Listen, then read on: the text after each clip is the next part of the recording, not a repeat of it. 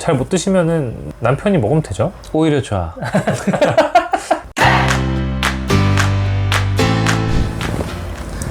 안녕하세요. 산성제TV의 미니아빠 슈니 아빠입니다. 지난번 우리가 먹는 음식에 대한 이야기를 하다가 입던 이야기를 따로 뺐죠. 할 얘기가 진짜 많더라고요. 맞아요. 그리고 우리 예비 아빠들한테 진짜 중요한 문제이기 때문에 맞아요. 조금 더 자세하게 설명드리기 위해서 이렇게 따로 영상을 제작하였습니다. 근데 왜 중요하죠?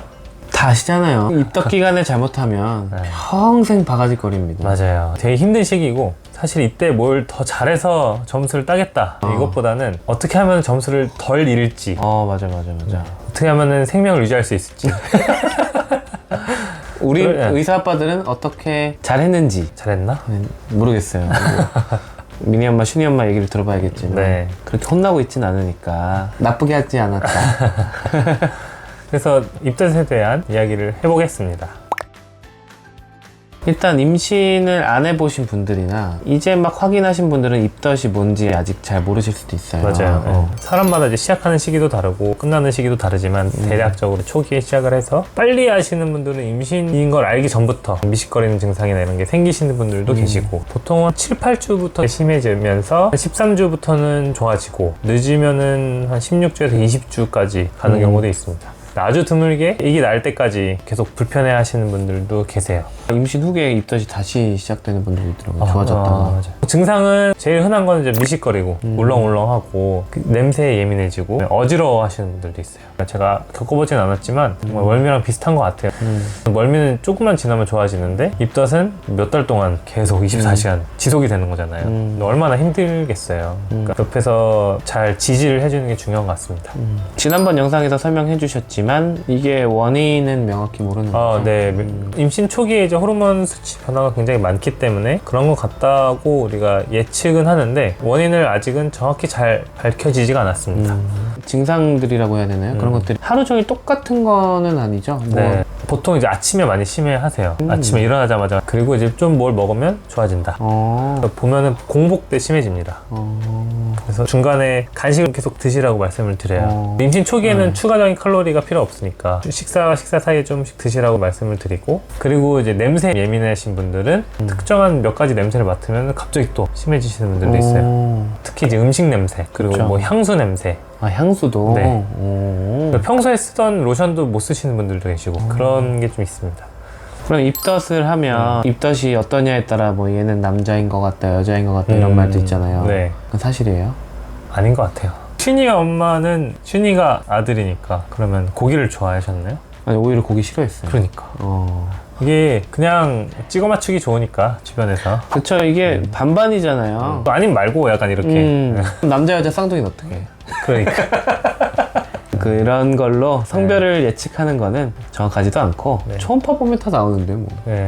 그러니까 애기 성별 때문에 입덧의 종류가 갈린다기보다 그냥 날마다 다를 수도 있고 어떤 날은 고기가 먹고 싶을 때도 있고 어떤 날은 뭐 과일이 먹고 싶을 때도 있고 그러면은 입덧에 좋은 음식이라고 딱 정해진 거는 별로 없겠네요. 맞아요. 사람마다도 다르고 그때마다 또 다르기 때문에 컨디션에 따라 또 다르고. 정말 심하신 분들은 물 냄새도 싫다 하시는 분도 있어요. 물도 못 마시겠다. 그러면 그 식당에서 레몬 같은 거 담갔다가 주신 물 있잖아요. 그런 거는 조금 괜찮을 수 있거든요. 레몬물. 네.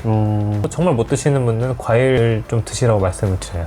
과일 많이 먹는 거는 임신성 때문에 조심해야 되지만 그래도 굶는 것보다는 낫다. 그리고 생강이 입덧 증상을 완화시킨다는 얘기가 있습니다.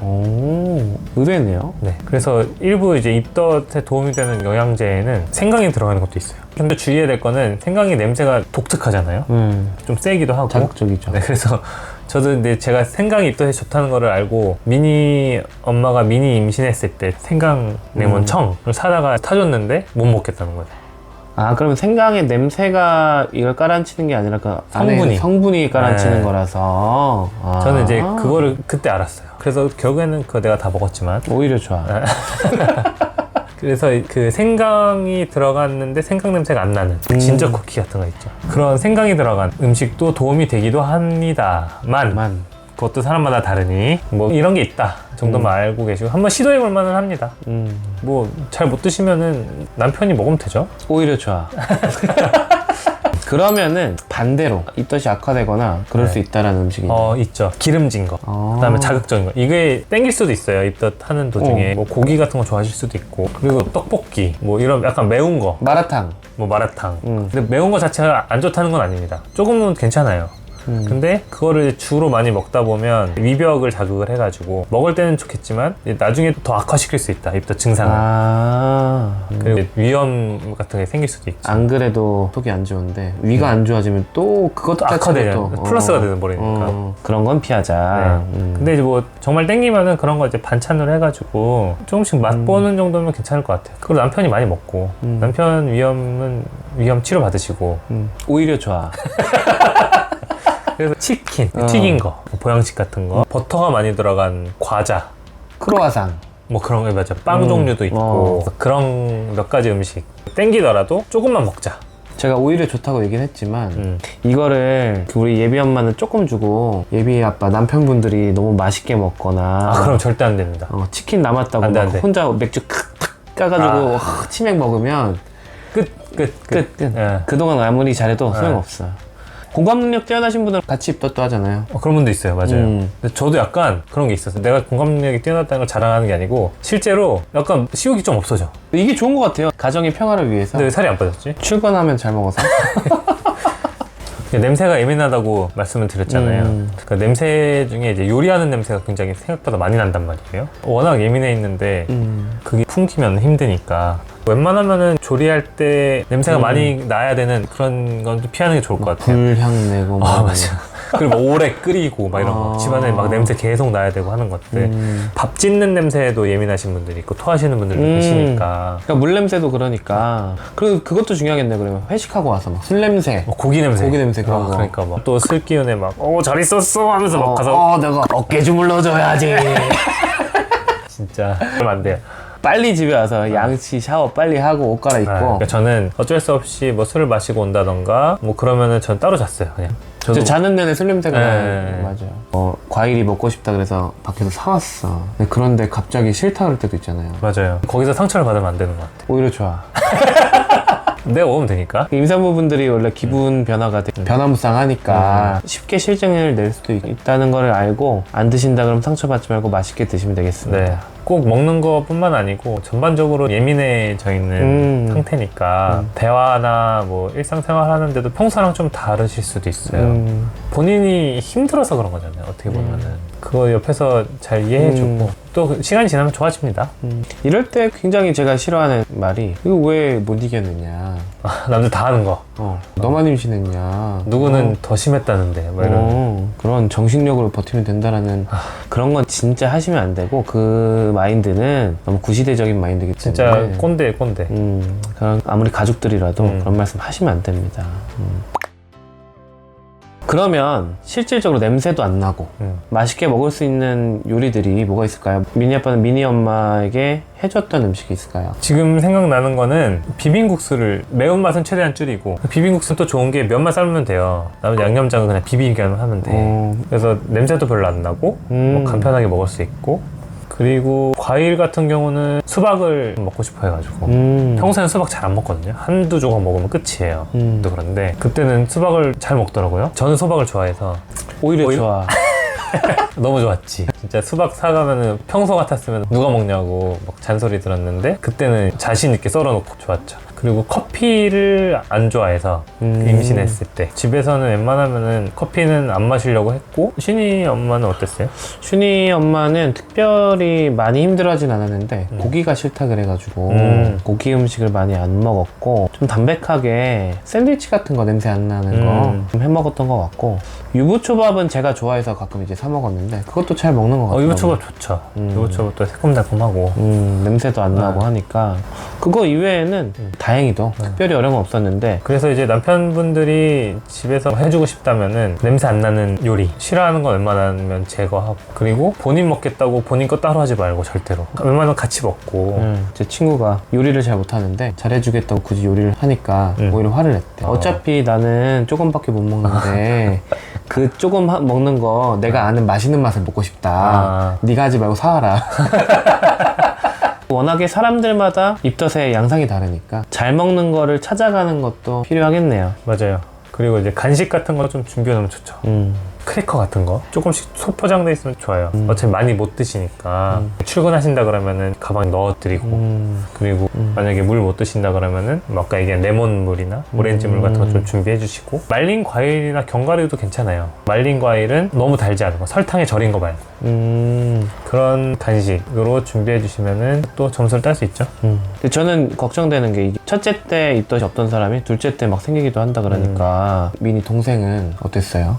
미니 동생은 조금 덜 했던 것 같아요. 아 오히려? 네. 그래서 둘째 때는 입덧 약도 안 먹었고 이거 어떻게 정의 내리기가 어렵네요. 뭐 이것도 첫째 때 일반화하기가 어려워요. 그러네. 예. 이제 입덧을 좀 더 힘들게 하는 게 특정한 음식들도 있고 냄새, 향수나 화장품도 있는데 또 다른 요인이 있나요? 아까 이제 입덧이 멀미랑 비슷한 것 같다고 말씀드렸잖아요. 네네. 그래서 실제로 멀미가 없던 분도 멀미를 하거나 더 심하게 그러니까 하시는 분들이 있어요. 계속 멀미를 하고 있는데 그게 얹은 거죠. 얹은 거구나. 그래서 평소에 비행기 탈 때 괜찮았던 분도 비행기가 굉장히 힘들고 그 멀미 때문에 입덧 증상도 더 심해지기도 하고 그래서 태교 여행 요새 많이 가니까 언제 가면 좋냐 말씀드리면 저는 입덧 좋아지면 가시라고 해요. 사실 초기에는 비행기 타도 괜찮습니다. 비행기 타는 건 전혀 문제 없지만 입덧 때문에 힘드실 수 있다. 그리고 명절이나 이럴 때 또 장거리 가야 되시는 분들도 있잖아요. 웬만하면 뭐 기차나 이런 게 좋을 것 같고 명절이 참 힘들 것 같아요. 음식 냄새도 많이 나고 그러니까 이럴 때 이제 남편분들의 결단력이 중요한 것 같아요. 이게 역량이죠, 역량.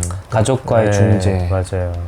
입덧이 되게 심하면 병원에서 도와주실 수 있는 방법은 뭐가 있나요? 입덧약 처방해 드릴 수 있고요. 수액 치료, 수액만 맞으셔도 정말 많이 좋아서 그 다음날까지도 괜찮다 하시는 분들도 꽤 있어요.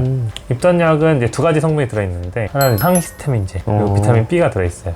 초기부터 출산 직전까지 복용해도 괜찮고 뭐 비타민은 안전한 거 다들 아실 거고 항히스타민이라는 거는 콧물약이나 이런 알레르기 약 성분인데 그 중에서도 우리가 굉장히 오랫동안 몇십 년 이상 그렇죠. 써본 약 중에 태아에게 영향이 없다라는 거를 알게 된 약을 저희가 약으로 사용하는 거니까 맞아요. 미니 엄마도 복용했었고 미니도 지금 잘 크고 있습니다. 너무 걱정하지 않고 굳이 힘든 걸 참으실 필요는 없을 것 같고요. 오히려 효과가 좋아가지고 못 끊는 분들이 계세요. 금연권 같이. 부작용으로는 졸린 것 때문에 힘들어하시는 분들도 있어요. 이런 분들의 용량을 좀 조절해서 복용하게 말씀을 드립니다. 사실 이게 가격이 좀 있거든요. 약값 자체가 좀 비싸요. 급여가 안 되나요? 안 되고 그건 조금 보험 쪽에서 도움 주셨으면 좋겠습니다. 그리고 입원해서 치료해야 되는 경우도 있습니다. 네. 어떤 경우에 입원을 해야 되나요? 구토를 너무 많이 해서 실제로 피 검사를 했더니 전해질 불균형이 와서 보충이 필요하거나 탈수 증상이 너무 심해가지고 수액을 충분히 공급을 해드려야 될 때 그리고 임신 전 체중에 비해서 3kg 이상 빠졌다. 그럼 좀 입원을 하시는 게 좋아요. 근데 현실적으로 입원이 좀 쉽진 않아요. 직장도 있고 입덧 때문에 병 가내기 쉽진 않을 것 같아요. 요즘 사회적 분위기가 그래가지고 그런 것도 좀 도움을 주시길 바랍니다. 그럼 오늘도 입덧에 대해서 굉장히 많은 이야기를 들었는데 남편의 입장에서 제가 잘 듣고 이해했는지 한번 정리를 해볼게요. 일단 입덧은 참지 말자. 병원에 가자 힘들면. 그리고 끝은 있다. 언젠가 끝난다. 그리고 남편들은 괜히 오버하지 말자. 혹 때려다가 혹 뻗친다. 그리고 물론 산모분이 제일 힘들지만 둘 다 힘든 시기니까 함께 잘 견디자. 맞죠? 네, 맞습니다. 네. 제일 중요한 게 끝이 있다. 그리고 참지 마라. 도와드릴 수 있는 방법이 충분히 있으니까 주치의 선생님과 충분히 상의를 하고 입덧 때문에 너무 못 먹어서 아기가 안 좋을 것 같아. 그리고 입덧약 먹어서 미안한 생각? 이런 거는 가지실 필요가 없어요. 왜냐하면 아기는 엄마 거를 다 뺏어가지고 잘 크니까 못 먹는다고 걱정하실 필요 없고 산모의 건강부터 신경 쓰자. 맞습니다. 저도 전신마취 제왕절개로 태어났는데 저희 둘 다 그렇게 태어났죠. 전신마취가 머리에 안 좋은 거면 저희는 뭐 그게 아니라는 건 저희가 증명을 하는 것 같습니다.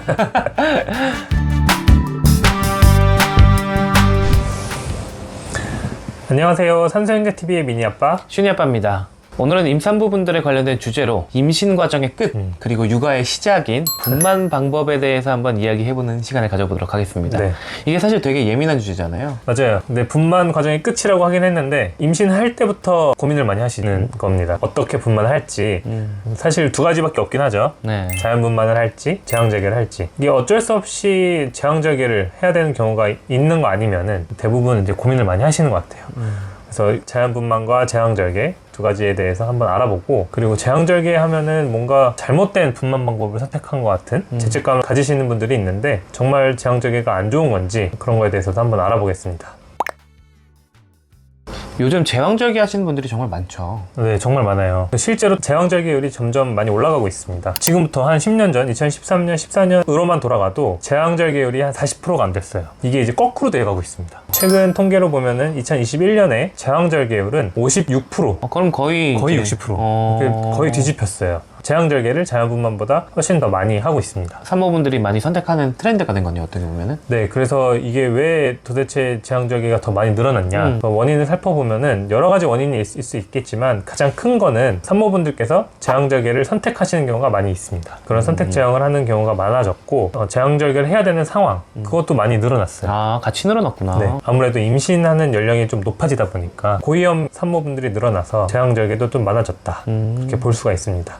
연령별 제왕절개율을 보면은 산모의 연령이 올라갈수록 제왕절개율이 올라가는 것을 볼 수 있습니다. 근데 여기 또 신기한 거는 20대 산모분들도 절반 이상이 제왕절개를 하고 계세요. 그런 거 보면은 선택 제왕이 늘고 있는 게 큰 역할을 하고 있다. 근데 제가 분만실에서 보거나 사실 저희 슌이 때도 그랬는데 처음에 자연분만을 하려고 했었거든요. 네, 근데 진행하다가 잘 안 돼서 제왕절개로 방법을 돌리는 경우도 되게 많은 것 같아요. 맞아요. 그런데 그거 말고 미리 분만 방법을 선택하시는 경우가 있잖아요. 그렇죠. 그거 어떻게 결정해야 돼요? 자연분만을 진행하다가 진행이 잘 안 되거나 아니면 아기가 좀 힘들어하거나 중간에 어떤 문제가 생겼을 때 그때 제왕절개를 하는 건 선택 제왕이 아니라 이제 응급 제왕절개로 들어갑니다.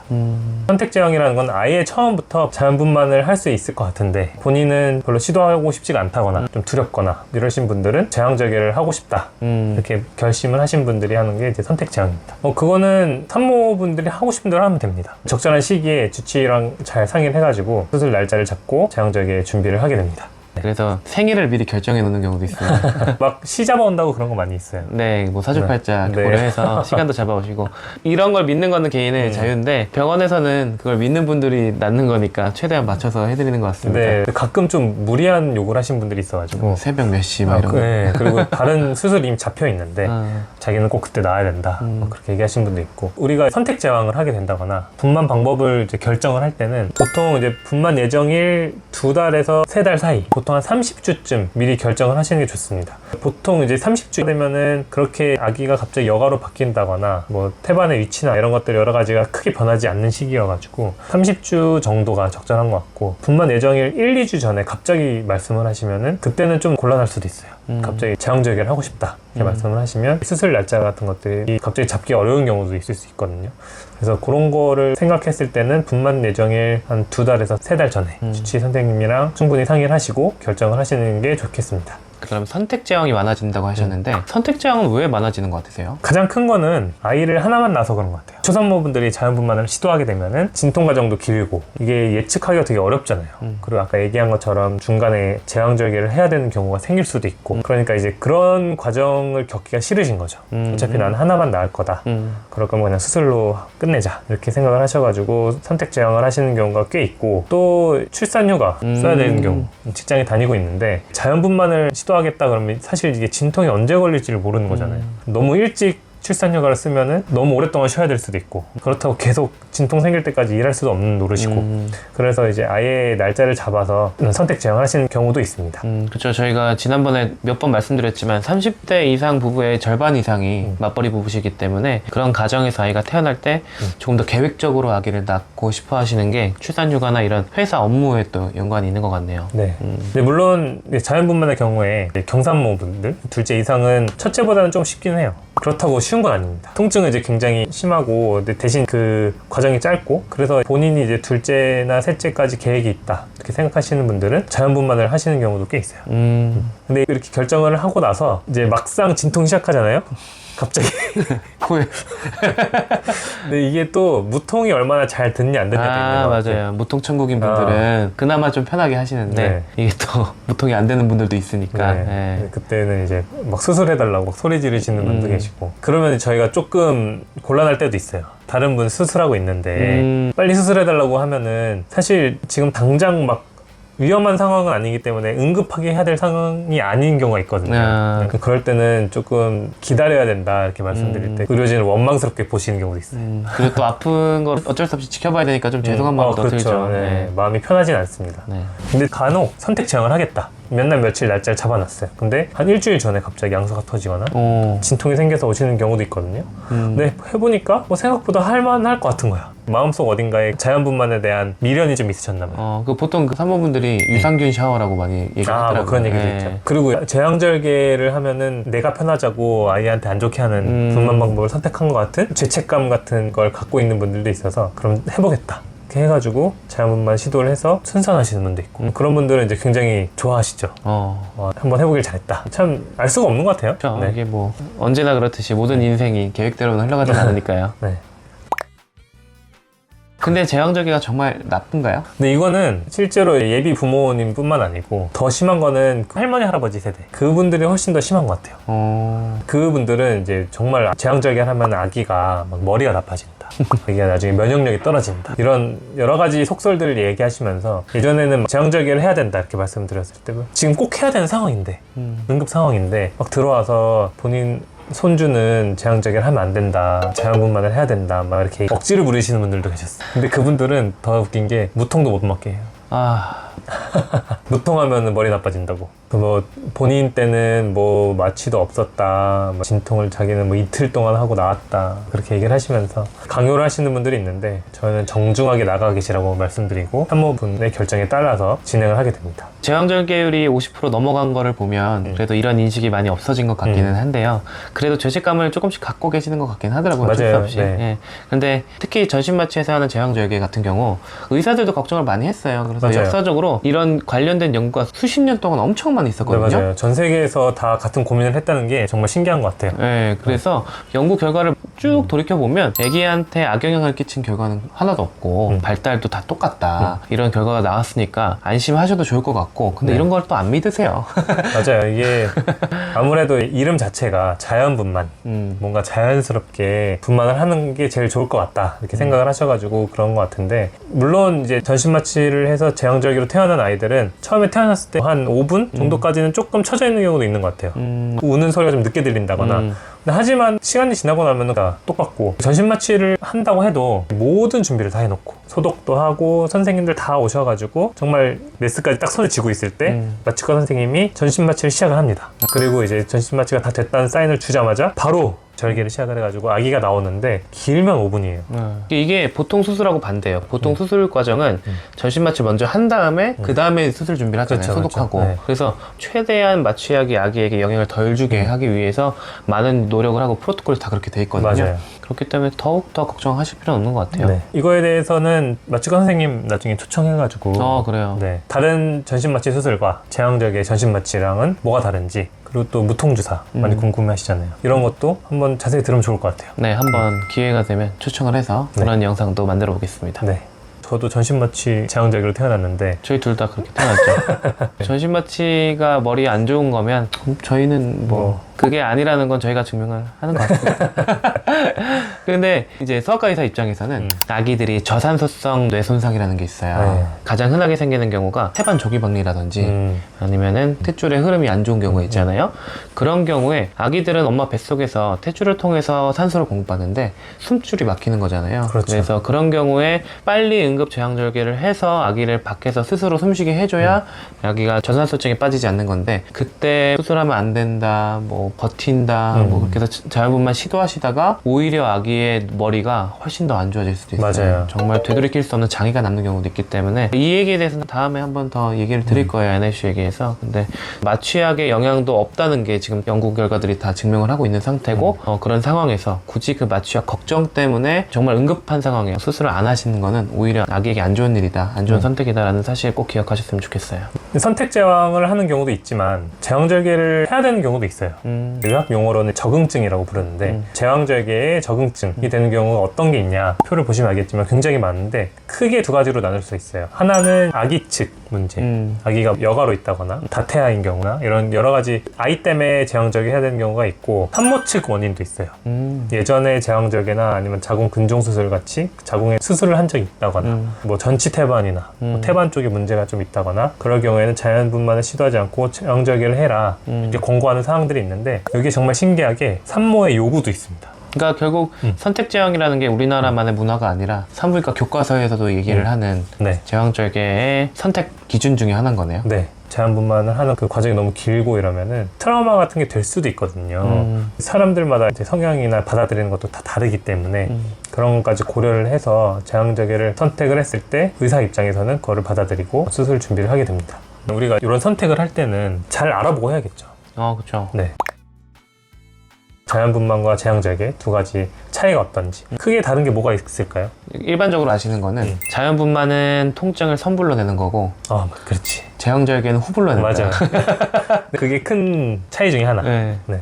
장점에 대해서는 많이 말씀드려도 좋지만 단점이나 뭐 합병증 이런 걸 정말 드물게 일어나는 합병증까지 다 설명을 드리면은 너무 무서워가지고 아예 분만을 안 하고 싶어 하실 수도 있으니까 간략하게 가장 흔하게 나타나는 그런 장단점에 대해서 좀 설명을 드리겠습니다. 아까 이제 선불 후불 얘기를 하셨는데 제왕절개 선택을 할 때 가장 큰 이유가 분만 과정, 선불하기 싫다, 진통을 겪기 싫다, 그게 이제 가장 큰 장점인 것 같아요. 진통을 겪지 않아도 된다. 진통을 겪었지만 자연분만을 잘 하면은 상관이 없는데 다 겪고 수술까지 하면은 그럼 선불도 하고 후불도 내야 되는 거잖아요. 이중과세, 이중과세. 근데 그게 싫으신 경우가 제일 많은 것 같아요. 차라리 그냥 나는 확실하게 가겠다. 그게 제일 큰 장점인 것 같고, 반면에 제왕절개의 단점은 흉터가 많이 생긴다. 그리고 우리가 바늘로 조금만 찔러도 아픈데 거의 한 15cm 정도의 절개를 해야 되는데 그 부분의 통증이 생각보다 꽤 오래 간다. 그런 것도 있습니다. 아무래도 우리가 상처를 내고 절개를 하다 보니까 그 부위에 감염 생길 수 있고, 나중에 흉터도 꽤 크게 흉터가 생기는 경우도 있어요. 그 다음에 이제 수술 끝나고 나서 아무래도 이 통증 때문에 잘 못 움직이다 보니까 혈전증 같은 합병증 같은 것들이 자연분만보다는 조금 더 높다고 되어 있습니다. 그럼 자연분만의 장단점 뭐가 있어요? 자연분만의 장점이라면은 일단은 우리가 기대할 게 하나 있어요. 무통. 무통천국. 무통천국. 무통주사가 정말 잘 들었다. 그러면은 걱정했던 게 하나가 줄어드는 거예요. 커다란 거 하나가. 진통 과정을 많이 편하게 넘어갈 수 있게 되는 거죠. 제 미니 엄마 같은 경우는 정말 다행히도 미니랑 미니 동생 둘 다 무통이 되게 잘 들어가지고 같이 좀 잘 수 있었어요. 무통 맞고 좀 쉴 수 있었는데, 그거를 하나 기대를 해볼 수 있는 거. 그 다음에 제왕절개에 비해서는 회복이 좀 더 빠르다. 출산 후에. 그리고 이제 배 흉터가 안 생긴다. 그런 상대적인 장점이 있겠습니다. 맞아요. 이게 신생아시에서 보면 자연분만 하신 산모분들은 아기 보러 금방 걸어오세요. 그렇죠. 근데 어기적 오시긴 하는데 근데 제왕절개 하신 분들은 첫날은 못 가죠, 대부분. 네, 첫날 못 오시거나 오셔도 참고 휠체어 타고 오시기 때문에 그런 거 봐도 직후 회복에 대해서는 확실히 자연분만이 더 빠른 것 같긴 해요. 네, 퇴원도 자연분만 하면은 이제 분만하고 하루 이틀 뒤에 퇴원을 하게 되니까 훨씬 빠르다는 증거겠죠. 네. 그 다음에 자연분만을 시도하시는 분 중에 또 하나의 장점이라고 하는 거는 둘째 이후 부터는 비교적 좀 수월하다. 그렇다고 쉽다는 건 아니지만 정산모 분들은 분만 진통이 생기고 나서 아기가 나올 때까지 시간이 많이 짧아지는 경우가 있어서 자녀 계획이 좀 있으신 분들은 자연분만 시도를 많이 하십니다. 그렇죠. 뭐 수술은 2번 한다고 안 아픈 게 아니니까. 똑같이 아프죠. 네. 오히려 제왕절개 같은 경우는 여러 번은 못 해요. 왜냐면 이게 배 안에 유착이라는 게 생겨요. 유착이라는 거는 뭐냐면은 이제 우리가 상처 나면 흉터 생기는 것처럼 배 안쪽에도 자궁이랑 이런 데 절개를 하고 난 자리에 흉터 같은 게 생겨가지고 주변 장기들이 이렇게 좀 달라붙는 거거든요. 자궁 앞에는 이제 방광도 있고 장도 있고 그래가지고 2번, 3번 하고 나면 방광이 많이 올라옵니다. 그래서 제왕절개 한 3번, 4번 하고 나면 이제 그다음부터는 이제 그만 임신하시는 게 좋겠다는 말씀을 드리는 경우도 있어요. 근데 요새 2번, 3번 하시는 경우는 흔하진 않습니다. 네. 그럼 자연분만의 가장 큰 단점들은 뭐가 있을까요? 가장 큰 단점은 진통이죠. 네. 배가 아프다는 거. 그리고 그걸 예측하기 어렵다. 얼마나 내가 이 진통 시간을 겪어야 되는지 알 수가 없다는 거. 그게 이제 가장 큰 단점이고, 아기가 나오면서 산도라고 얘기를 하죠. 그 부분에 생길 수 있는 상처들, 우려 많이 하시는 게 이제 요실금이나 변실금 같은 걸 좀 많이 걱정을 하세요. 근데 그런 경우도 드물게 생기긴 하지만 요실금이나 변실금 같은 게 생길 수도 있고, 그리고 회음부 절개를 거의 하게 되는데 통증이 꽤 심해요. 생각보다. 그래서 좀 고생하시는 경우, 그런 게 단점이라고 할 수가 있고, 근데 자연분만을 그리고 또 여러 번 하다 보면은 나중에 시간이 지나면 자궁이랑 회음부를 지탱하고 있던 근육이나 인대 같은 것들이 좀 약해지면서 나중에 이제 자궁 탈출증 같은 것들의 위험도가 좀 올라간다, 이렇게 되어 있습니다. 근데 이렇게 장단점들을 비교해서 들어보니까 사실 뭐가 딱 하나 더 좋다, 이게 완벽한 방법이다라는 건 없네요. 맞아요. 아직 의학의 한계인 것 같기도 하고 그런 점들에 있어서 많은 어머님들이 참 위대하시다라는 생각이 맞아요. 들기도 합니다. 옆에서 이제 특히 남편분들께서 산모분들이 이런 걸로 이제 고민을 하고 계실 때 너무 쉽게 얘기하시면 산모분들이 상처를 받으실 수도 있을 것 같아요. 맞아요. 그냥 잘못만 해, 옆에서 도와줄게, 아무런 도움이 되지 않습니다. 그러니까 같이 좀 공부를 해주고, 얼마나 두려우시겠어요? 자연분만을 하든 자궁절개를 하든 요새는 워낙 많이 알고 계셔가지고 고민도 많이 되고 하니까 남편분들이 옆에서 너무 쉽게 생각하지 않으셨으면 좋겠습니다. 네. 그리고 결국 산모분 목숨을 걸고 하는 거잖아요. 그렇죠. 분만은. 네. 그렇기 때문에 산모분의 결정에 이제 모두가 다 존중을 해줘야 된다. 특히 이제 산부인과 의사 입장에서는 충분한 정보를 제공을 해드리고 충분히 고민하고 오셔라, 이렇게 말씀을 미리 드리고 산모분의 결정에 최대한 맞춰서 최선을 다해가지고 진료를 하게 됩니다. 그러니까 결국 저희 의료진들은 모두 산모분과 우리 아기들의 생명을 위해서 일을 하는 거잖아요. 그래서 그런 것들을 생각하면서 또 증명된 데이터를 가지고 말씀을 드리는 거니까 오해하지 않고 잘 받아들이셨으면 좋겠고요. 네. 그러니까 더더욱 주치의 선생님하고 상의하는 과정도 되게 중요하겠네요. 네. 네. 양수가 그냥 물이라고 생각하시는 분들 있잖아요. 네. 양수는 대부분 아이의 소변이다. 안녕하세요. 산세형제TV의 미니아빠 슈니 아빠입니다. 저희가 임산부 이야기를 계속 하고 있는데 양수라는 게 뭔지 다들 들어보셨을 거예요. 그럼요. 근데 이게 어디서 생기고 네. 어떤 역할을 하고 네. 그리고 양수에도 이상이 생길 수 있다라는 거를 모르시는 분들은 훨씬 더 많을 거예요. 맞아요. 특히 예비 아빠들. 네. 산부인과 의사는 양수가 굉장히 중요합니다. 초음파 볼 때 제일 먼저 보려고 하는 게 애기 심장 뛰는지, 그 다음에 양수양 괜찮은지, 그거부터 먼저 확인을 하거든요. 그만큼 양수양은 태아의 어떤 건강을 예측하는 중요한 것 중에 하나고, 매트릭스 영화 보면은 영양에 관해 네, 그런 비슷한 거라고 생각합니다. 태아한테는 중요하다. 양수 자체도 중요하고 이제 양수양이 얼마나 잘 유지를 하고 있느냐, 이런 것도 굉장히 중요합니다. 그런 얘기를 오늘 해보면 좋을 것 같습니다. 그러면 일단 네. 양수가 뭔지 좀 정확하게 알고 가야 될 것 같아요. 이게 그냥 물이라고 생각하시는 분들 있잖아요. 네. 근데 양수는 뭐예요? 저는 이제 산모분들한테 양수는 세상에서 가장 깨끗한 물이다 말씀을 드려요. 내 아기를 보호하고 있는 물이잖아요.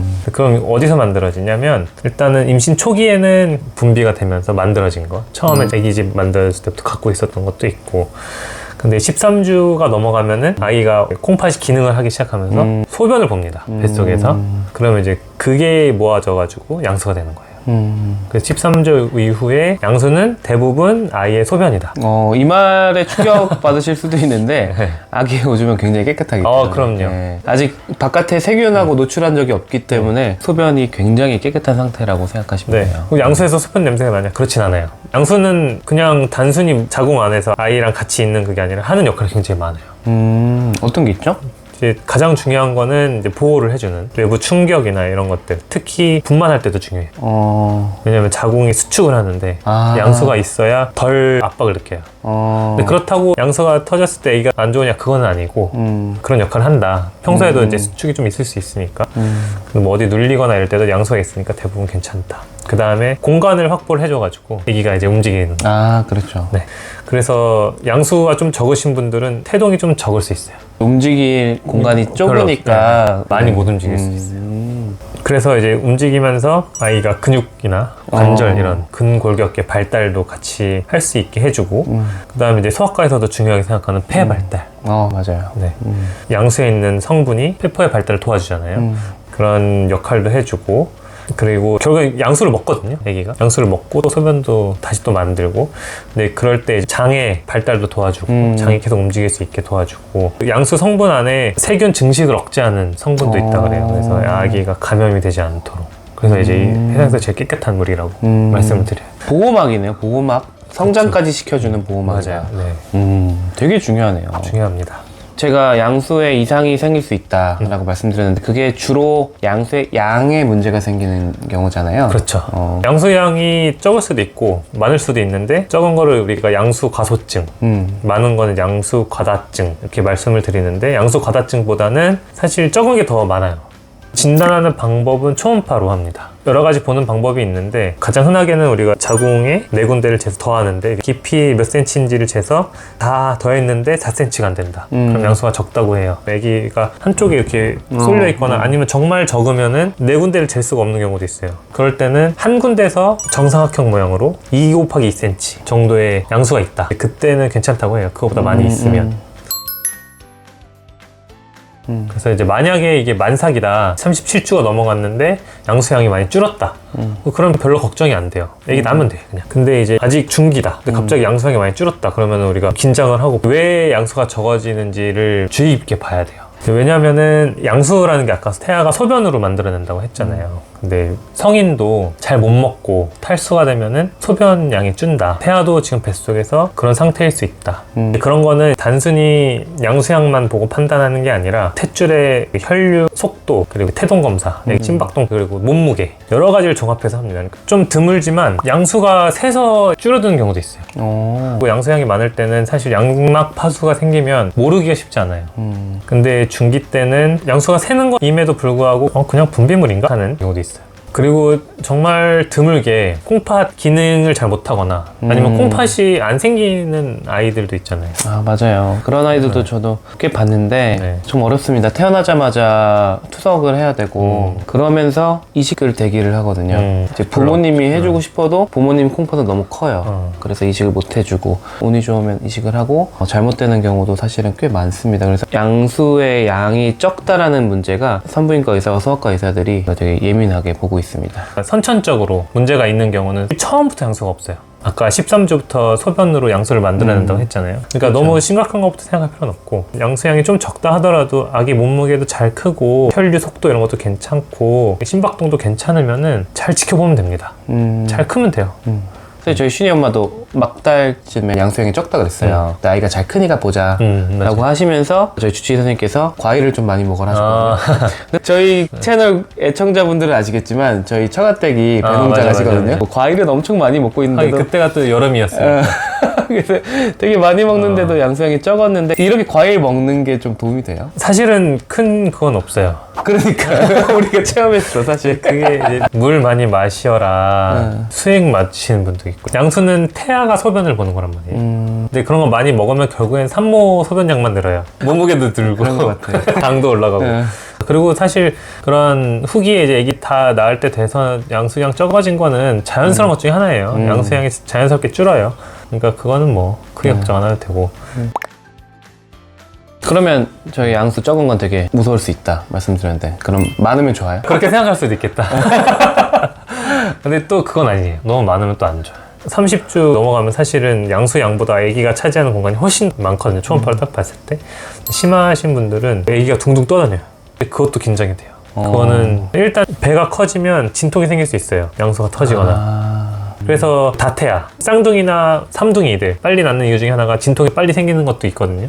배 자체가 커지면 진통이 생길 수가 있어요. 아주 심하면 양수가 터져버리거나 아직 나올 때가 안 됐는데 아니면 진통이 생길 수가 있기 때문에 대학병원에 있으면 정기적으로 양수를 빼러 오시는 분들도 있어요. 1리터, 2리터씩 빼요.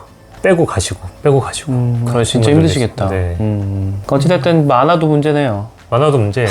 많은 것도 진단 기준이 있죠? 네, 있어요. 그리고 왜 양수양이 많은가 그거를 대해서 검사를 해야 되는데 양수 과다증이 있을 때 아이한테 문제가 있는 경우가 있기 때문에 긴장을 하게 됩니다. 당뇨의 증상 중에 다음, 다뇨, 다갈 있잖아요. 임신성 당뇨일 때 산모가 가지고 있는 혈당이 높은 혈액이 아기한테 가니까 양수양이 좀 많을 수도 있다.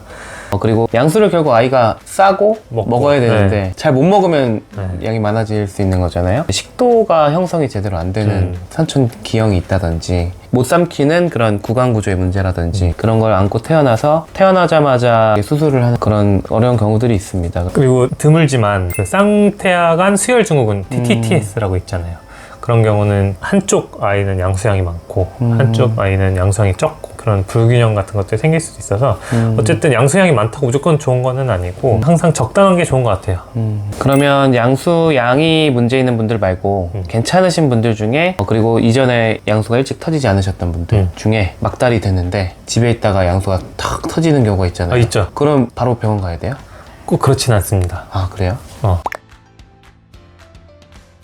양수가 꼭 진통이 있어야 새는 건 아니거든요. 그냥 양수가 먼저 새고 조금 있다가 진통이 자연스럽게 이어지는 경우가 있는데 그럴 경우에는 당장 빨리 병원에 가야 되는 거는 아닙니다. 그럴 필요는 없어요. 어차피 그때 가봤자 진통이 좀 없으면 기다려야 되니까. 근데 대신 그렇다고 막 하루 이틀 이렇게 기다리라는 건 아니고 이제 천천히 짐 싸고 옷 같은 거 갈아입고 그렇게 해서 안정된 상태로 병원에 가시면 될 것 같아요. 아, 그러니까 차차 준비를 하면 된다. 급하게 할 필요는 없다. 그리고 이제 양수가 먼저 샜다고 해서 애기한테 문제가 생기거나 그런 거는 아니고 대부분은 한 몇 시간 기다리면 진통이 시작되는 경우가 많이 있고 근데 그렇다고 무작정 기다리진 않습니다.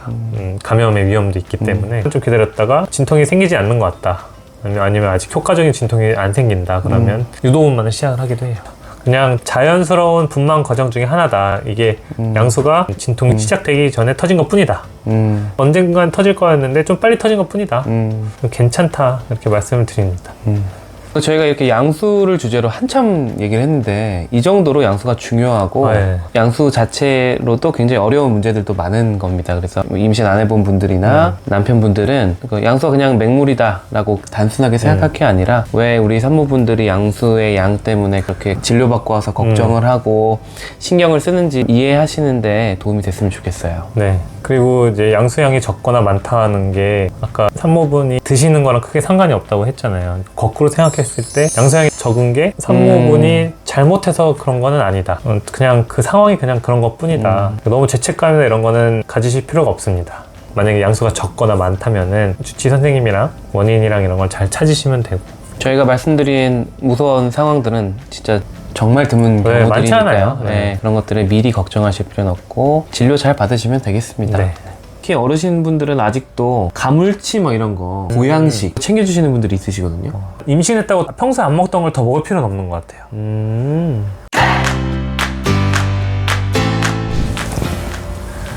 안녕하세요. 산수형제TV의 미니아빠 슈니아빠입니다. 오늘은 산모분들 먹는 거에 대해서 한번 얘기해 볼게요.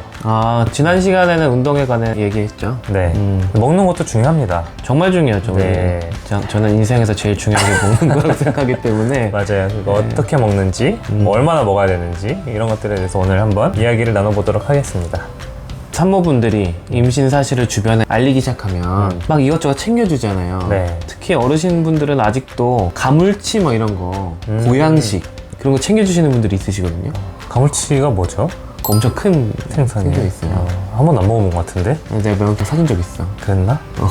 기억이 안 나. 저는 개인적으로 요즘 영양 과잉의 시대라고 생각을 맞아요. 해서 네네. 이런 보양식이 굳이 필요 있나 생각이 드는데 그 의학적으로는 좀 어떤가요?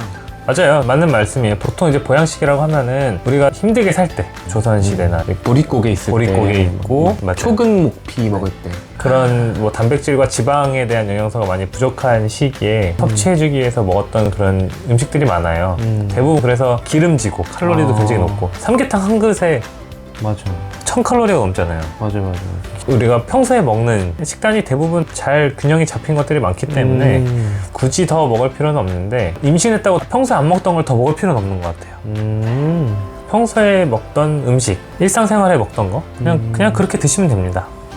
그래도 먹으면 안 좋은 음식이나 피해야 되는 음식이 있긴 하잖아요. 예를 들면 당연히 상식적이지만 술은 마시면 안 되고 네, 그렇죠. 그런 것처럼 임산부분들은 신경 써서 드시게 되기 마련이니까 조금 양을 조절해야 되는 음식은 뭐가 있는지 이런 것들을 설명을 좀 해주세요. 근데 이것도 운동이랑 똑같아요. 평소에 하던 거 똑같이 하면 됩니다. 뭐 더 먹을 필요도 없고 그런데 정말 피해야 되는 거 몇 가지만 주의하시면 되는데 말씀하신 것처럼 당연히 술 안 되고 그리고 큰 생선, 중금속의 축적이 일어날 수 있기 때문에 참치 이런 거 맞아요. 참치, 회, 날것은 사실 괜찮아요. 날것은 먹어도 되는데 그 참치같이 커다란 거, 고래, 막 상어 이런 거 고기 있잖아요. 샥스핀도 고래 아닌가요? 아니 상어 고래. 마치 낙타와 타조처럼 알도 좀 문제가 될 수도 있고 캐비어? 네, 캐비어 같은 거. 근데 참치 중에는 통조림은 괜찮아요. 종류가 다르잖아요. 맞아요. 근데 참치 통조림은 괜찮습니다. 참치회나 이런 것들은 좀 보통 큰 참치로 많이 하니까. 그리고 이제 고래나 상어 같은 거 제사상에도 올리는 그런 지방도 있어요. 그런 집안 문화가. 그렇기 때문에 그거는 피하시는 게 좋고, 그 다음에 커피는 드셔도 됩니다. 대신에 권장하는 양은 하루에 300mg이 넘지 않도록, 카페인 수치가. 그럼 보통 커피 몇 잔으로 생각해야 돼요? 스타벅스 톨 사이즈 아메리카노 한 잔이 150mg이에요. 그 정도만 드신다고 생각하면 됩니다. 하루 한 잔이 적당하겠네요. 네. 그리고 요새 이제 디카페인도 많이 나오기 때문에 좀 섞어서 먹으면 좀 많이 먹을 수 있어요. 디카페인이라고 카페인이 없는 건 아닌 거 아시죠? 아, 그런가요? 네, 일부가 들어가 있습니다. 하긴 논카페인이 아니구나. 그쵸. 그리고 또 논알콜 맥주도 알코올 일부 들어가 있는 거 있어요. 맞아. 소수점 몇 개짜리 이하로는 표시 안 없다고. 해준다. 맞아. 그런 게 있었어요. 그런 걸 드시고 싶으시면 꼭 확인하시고 드셔야겠네요. 그리고 이제 카페인이 꼭 커피에만 들어있는 게 아니에요. 녹차, 맞아. 네, 홍차, 말차. 맞아. 그 2% 만든 거.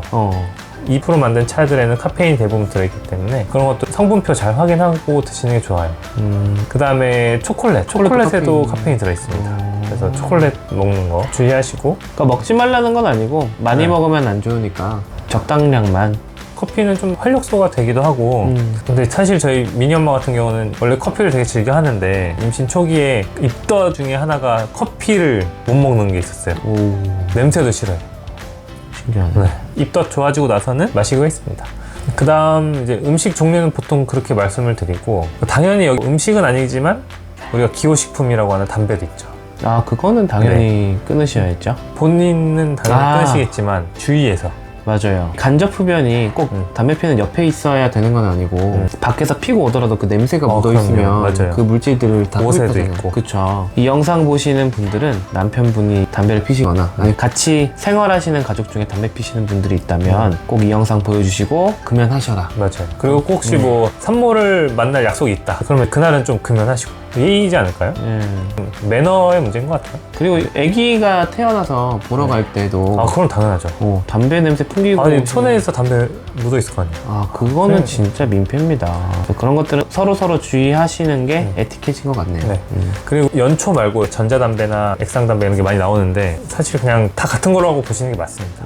다 안 좋은 거고 웬만하면 금연하시고 필요하면 상담받고 치료할 수 있습니다. 이렇게.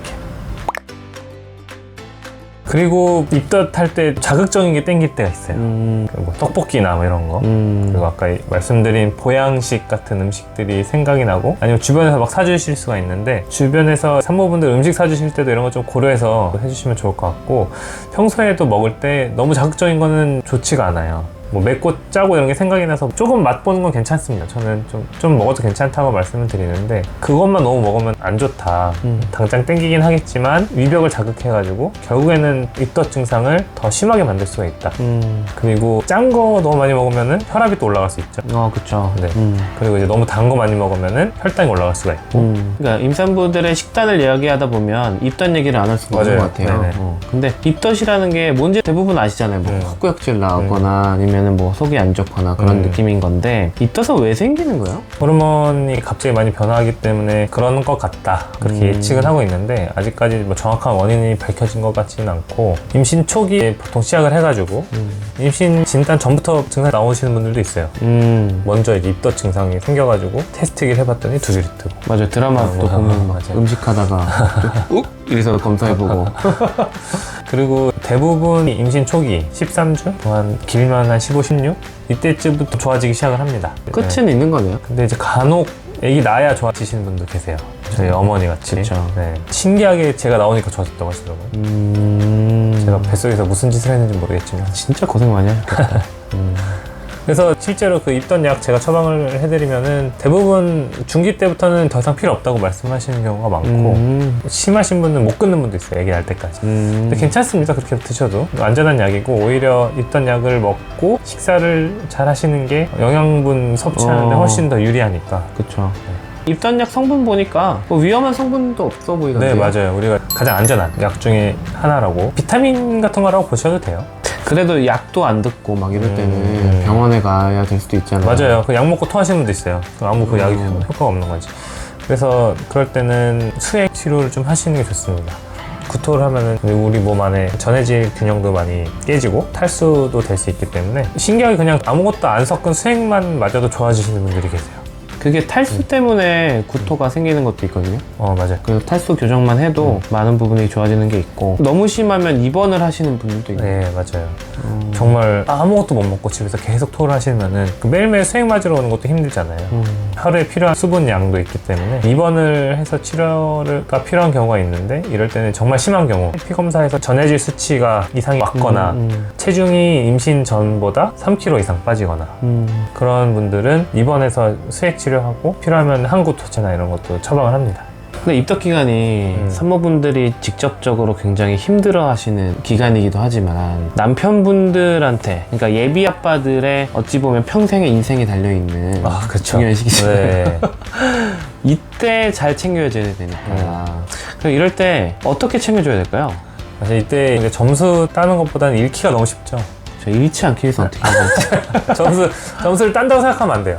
당연히 해야 되는 거고 주의를 해야 되는데, 보통 입덧이 냄새로 되게 예민해지시는 분들이 많은 것 같고, 우리가 입덧을 해보진 않았지만 대략적으로 이제 느낌을 따지면 멀미 되게 심할 때 계속 미식미식거리고 그런 느낌인 것 같아요. 눈 뜨기도 싫고 그런 게 24시간 몇 달 동안 계속 될 수 있다. 얼마나 고통스럽겠어요. 그러면 옆에서 가만히 있어도 짜증나는데 냄새에 많이 예민하다고 하니까 뭘 해주겠다고 점수를 따겠다고 막 집에서 요리하고 그러면 안 되겠죠.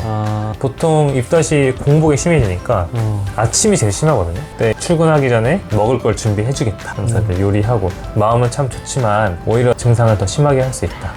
그러니까 결국은 오버하지 마라. 근데 이게 입덧 기간에 대해서 나눌 이야기가 진짜 많잖아요. 그렇죠. 특히 이제 남편 입장에서는 잘 모르니까. 진짜 중요한 거니까. 그러면 저희가 다음 시간에 한번 입덧에 대해서만, 특히 입덧 기간에 남편들이 어떻게 해야 되는지 따로 이야기를 나눠보도록 하겠습니다. 네. 먹덧이라는 것도 들어봤거든요. 대부분의 예비 아빠들은 조금 생소하실 거예요. 입덧은 많이 들어봐도. 먹덧은 뭐예요? 먹덧은 의학적 용어는 아니고 입덧을 먹는 걸로 많이 먹게 되는 거예요. 그럼 입맛이 너무 당기는 거죠. 저는 평생 먹덧. 근데 이제 이게 입덧이 있다가 좋아지면은 갑자기 식욕이 막 당기면서 너무 많이 먹게 될 수가 있어요. 그냥 요요 현상 같은. 그렇죠. 아니면은 정말 입덧이 없이 임신 초기부터 계속 먹고 싶은 게 생각이 많이 나시는 분들도 있을 수 있어요. 보통 이런 걸 이제 먹덧이라고 부르더라고요. 근데 이제 좀 주의를 해야 됩니다. 왜냐면은 평소 같으면은 좀 먹었더라도 체중 관리하고 다시 빼면 되는데, 임신하면은 시간이 지날수록 체중이 는단 말이에요. 자연스럽게. 그리고 임신 중에 체중을 빼는 거는 좋지 않은 것 중에 하나고, 그렇기 때문에 먹는 거에 좀 주의를 해야 됩니다. 그리고 이제 임신 중기 때 하는 검사 중에 중요한 게 임신성 당뇨 검사수 있잖아요. 임당 검사라고 하는. 임당 걸리면은 진짜 힘들거든요. 출산할 때까지 먹는 걸 계속 관리를 해야 되고, 그리고 임신성 당뇨에 걸린 분은 출산 이후 20년 내에 절반이 실제 당뇨에 진단이 돼요. 반반이네요. 네. 이렇게 높은 리스크가 없죠. 이렇게. 그래서 식단 관리가 중요합니다. 잘 먹는 것도 중요하지만 너무 많이 먹을 필요는 없다. 그럼 얼마나 먹어야 돼요? 똑같이 먹으면 돼요. 식사는 똑같이 하고, 분명히 임신 중에는 칼로리가 좀 더 필요하긴 합니다. 왜냐면은 실제로 대사도 많이 되고 태아도 성장을 해야 되기 때문에 그게 생각보다 그렇게 많지는 않아요. 그래요? 근데 뭐 보통 나는 이제 2명이니까, 아니면 쌍둥이면 난 3명이니까 더 많이 먹어야 된다. 2인분. 드실 만큼이 아니라는 거죠? 그만큼은 아니죠. 그럼 기준을 좀 알려주세요. 딱 정리를 해서 알려드려야 맞아. 잘 배우시더라고요. 우리가 임신 전체 기간을 40주 정도라고 봤을 때 앞에 3분의 13주 정도까지 초기, 가운데 26주 정도, 13주에서 26주까지는 중기, 이후는 이제 후기. 초기는 칼로리가 더 필요하지 않습니다. 어차피 애기 조그마니까. 임신 초기인데 보통은 입덧이 있으시니까 보통은 체중이 빠져요. 10주, 11주 이때까지 쭉 빠지다가 조금씩 다시 회복을 하는데, 임신 전 체중을 잘 알고 계시는 게 좋겠죠. 그래서 정리 다시 하자면은, 임신 초기에는 추가적인 칼로리는 더 필요 없다. 더 먹지 마라. 네. 오히려 그냥 평소에 먹는 것만 먹어도 잘 먹는 거다. 입덧이 있기 때문에. 중기에는 하루에 300칼로리 정도가 더 필요하다. 하루에 300칼로리? 네. 그럼 300칼로리면은 공깃밥 하나 정도? 되게 적네요. 그렇죠. 그거 3분의 1 공기씩 더 먹는. 그러니까 이게 식사량을 늘리면은 간식을 못 먹어요. 차라리 식사는 똑같이 하고 중간에 간식을 먹는 게 더 나아요. 건강한 간식을 좀 그렇죠. 과일이라든지 뭐 조그만 뭐 과자 같은 것도 먹을 수 있고 야식을 먹을 수도 있어요. 그러면 그 300칼로리 정도가 어느 정도의 간식량인지 좀 대표적인 음식들 기준은 저희가 한번 정리해서 올려드릴게요. 네. 그럼 임신 후기에는 어떻게 돼요? 임신 후기는 하루에 450칼로리. 그렇죠. 한 공기 반? 한 공기 반. 그러니까 간식량을 좀 늘리는 정도. 근데 어차피 이제 막 달래면 많이 먹지도 못해요. 한 번 먹을 때 많이 못 먹는데 대신에 자주 드시게 되죠. 금방 또 배가 고파지고. 그러니까 이제 식사량을 조절을 하는 것보다는 간식을 늘리는 게 더 좋은 것 같다. 밥을 많이 먹고 간식도 먹으면은 초과되는 칼로리가 너무 많기 때문에. 밥량은 네. 고정하고 간식으로 조절하는 게 칼로리 조절에 좋다.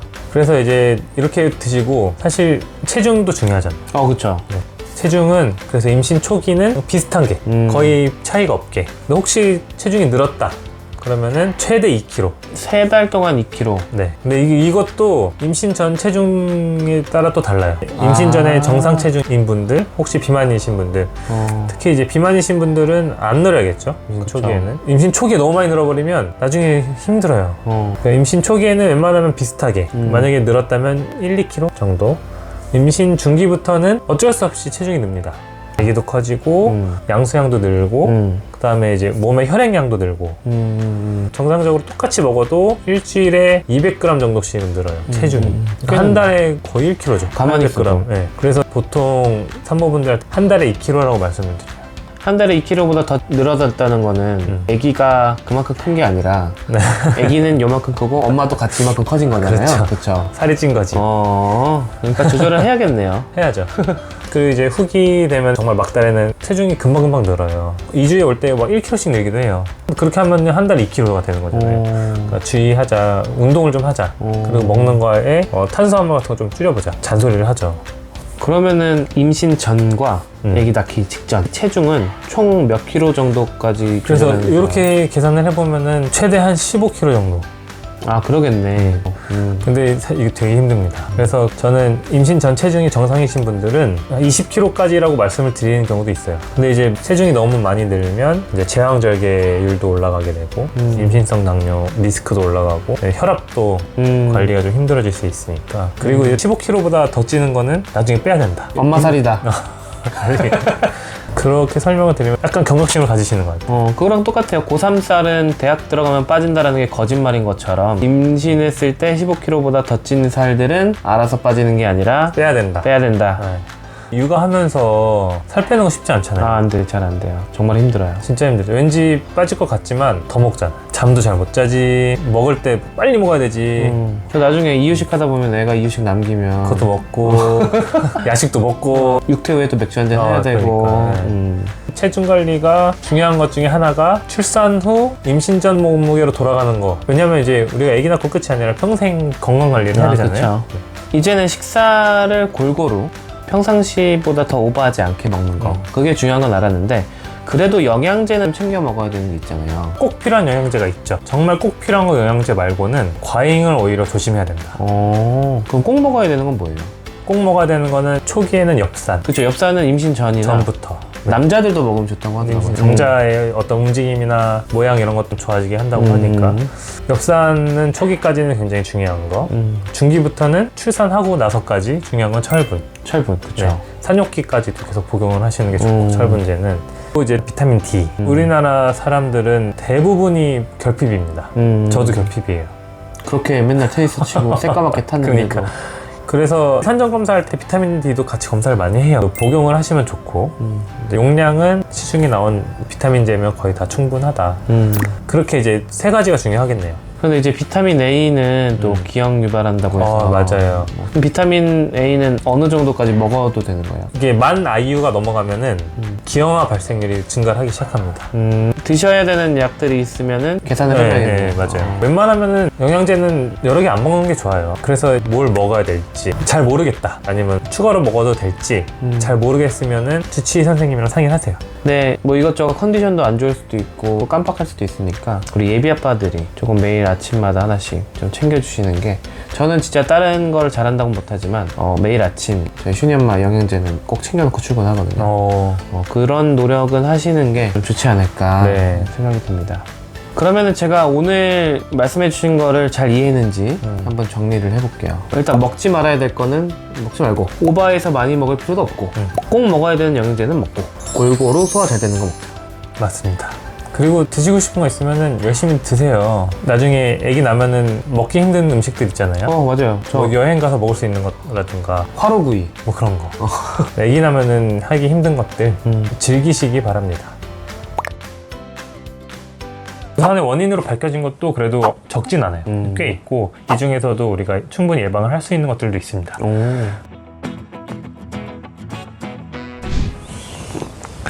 안녕하세요. 산세훈제TV의 미니아빠 슈니 아빠입니다. 저희가 지난번에 조기진통의 치료에 대해서 말씀을 드렸었죠. 조기진통은 조산을 일으킬 수 있는 원인 중에 하나고, 조기진통이 생겼을 때 우리가 어떻게 치료를 하는지에 대해서 한번 알아봤습니다. 우리가 조산이 생기기 전에 빨리 예방을 하는 게 좋잖아요. 그래서 그거에 대해서 오늘 한번 얘기를 좀 해볼까 합니다. 실제로 지금 조산이 많이 늘어나고 있잖아요. 네. 전 세계적으로 조산율 자체는 점점 더 올라가고 있어요. 우리나라 같은 경우에는 2021년에 9.2% 출생아 기준으로 하면 거의 24,000명 정도의 출생아가 조산으로 태어난 정도로 조산율이 꽤 높은 편이고, 원인이 워낙 모르는 경우가 많아가지고 이 근본적인 치료 자체가 굉장히 힘든 게 이제 조산이에요. 그래서 오늘은 전반적인 조산의 예방 방법에 대해서 한번 이야기를 해보겠습니다. 요즘 의학도 많이 발달을 하고 임산부 관리에 대한 이제 내용도 임산부 분들 스스로가 많이 알고 있잖아요. 그런데도 왜 조산은 늘어날까요? 앞에도 말씀드렸지만 조산의 원인은 대부분 모르는 경우가 많아요. 그래도 우리가 유추를 해볼 수 있는 거는 출산 연령 자체가 많이 증가를 하고 있습니다. 맞아요.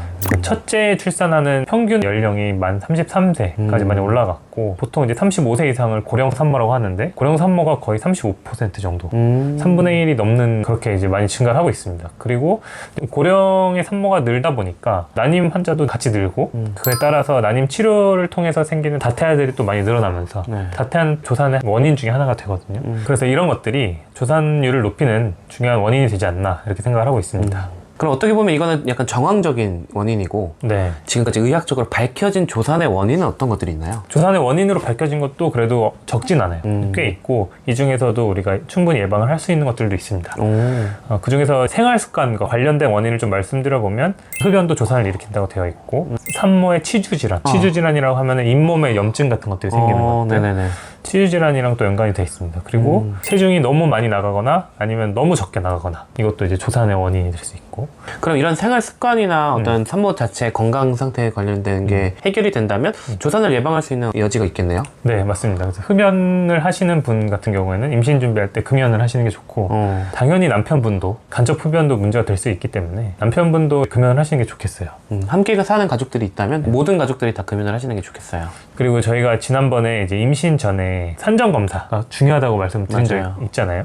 임신할 준비가 되어 있나, 지금 건강 상태가 괜찮은가 미리 확인을 하고 임신을 하는 게 이런 조산을 예방하는 것 중에 하나가 될 수가 있어요. 뭐 예를 들어서 이제 과체중이다, 그러면 체중 조절을 좀 하고 임신 시도를 하세요, 이렇게 미리 조언을 드릴 수가 있고, 너무 체중이 적게 나가시는 분도 체중을 어느 정도 정상 체중이 될 때까지 준비하고 임신을 하세요, 이런 여러 가지 이제 의학적인 조언을 좀 들으실 수가 있습니다. 그리고 치주질환 같은 경우 신기하죠. 그러니까요. 치주질환이 잇몸의 염증이 전신 감염에 꽤 큰 영향을 미쳐요. 맞아요. 근데 이제 이게 신기한 게 임신 전에 치료를 해야 됩니다. 만약에 치주질환이 있는데 치료를 안 하고 있다가 이제 임신했으니까 치료해야지 하면은 조산을 예방이 안 돼요. 저희가 항상 임신 전 상담을 할 때 치석이 많으면은 치주질환이 잘 생길 수 있기 때문에 스케일링 받는 걸 좀 추천을 해드리고, 그리고 임신 중에 치주질환이 생길 수 있잖아요.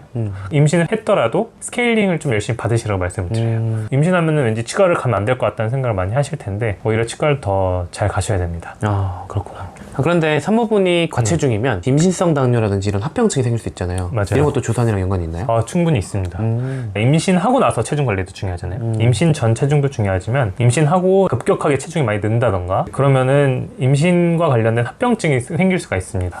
가장 유명한 게 임신성 당뇨, 그리고 임신 중독증, 그리고 전자간증이라고 얘기하는 임신과 관련된 고혈압. 이게 뭐 조기 진통을 일으킨다거나 뭐 조기 양막 파수가 된다거나 이런 게 아니고, 혈당 조절이 잘 안 되거나 그리고 혈압 조절이 잘 되지 않으면 태아한테 문제가 생길 수 있어서 만삭이 되지 않았는데 빨리 분만을 해야 될 수도 있어요. 맞아요. 그래서 그래서 체중 관리가 산모의 임신과 관련된 합병증을 줄여주는데 또 중요한 것 중에 하나입니다. 맞아요. 이 전자간증 산모분들 오시면 혈압 조절 안 돼서 분만한다 뭐 이런 게 많거든요. 네네.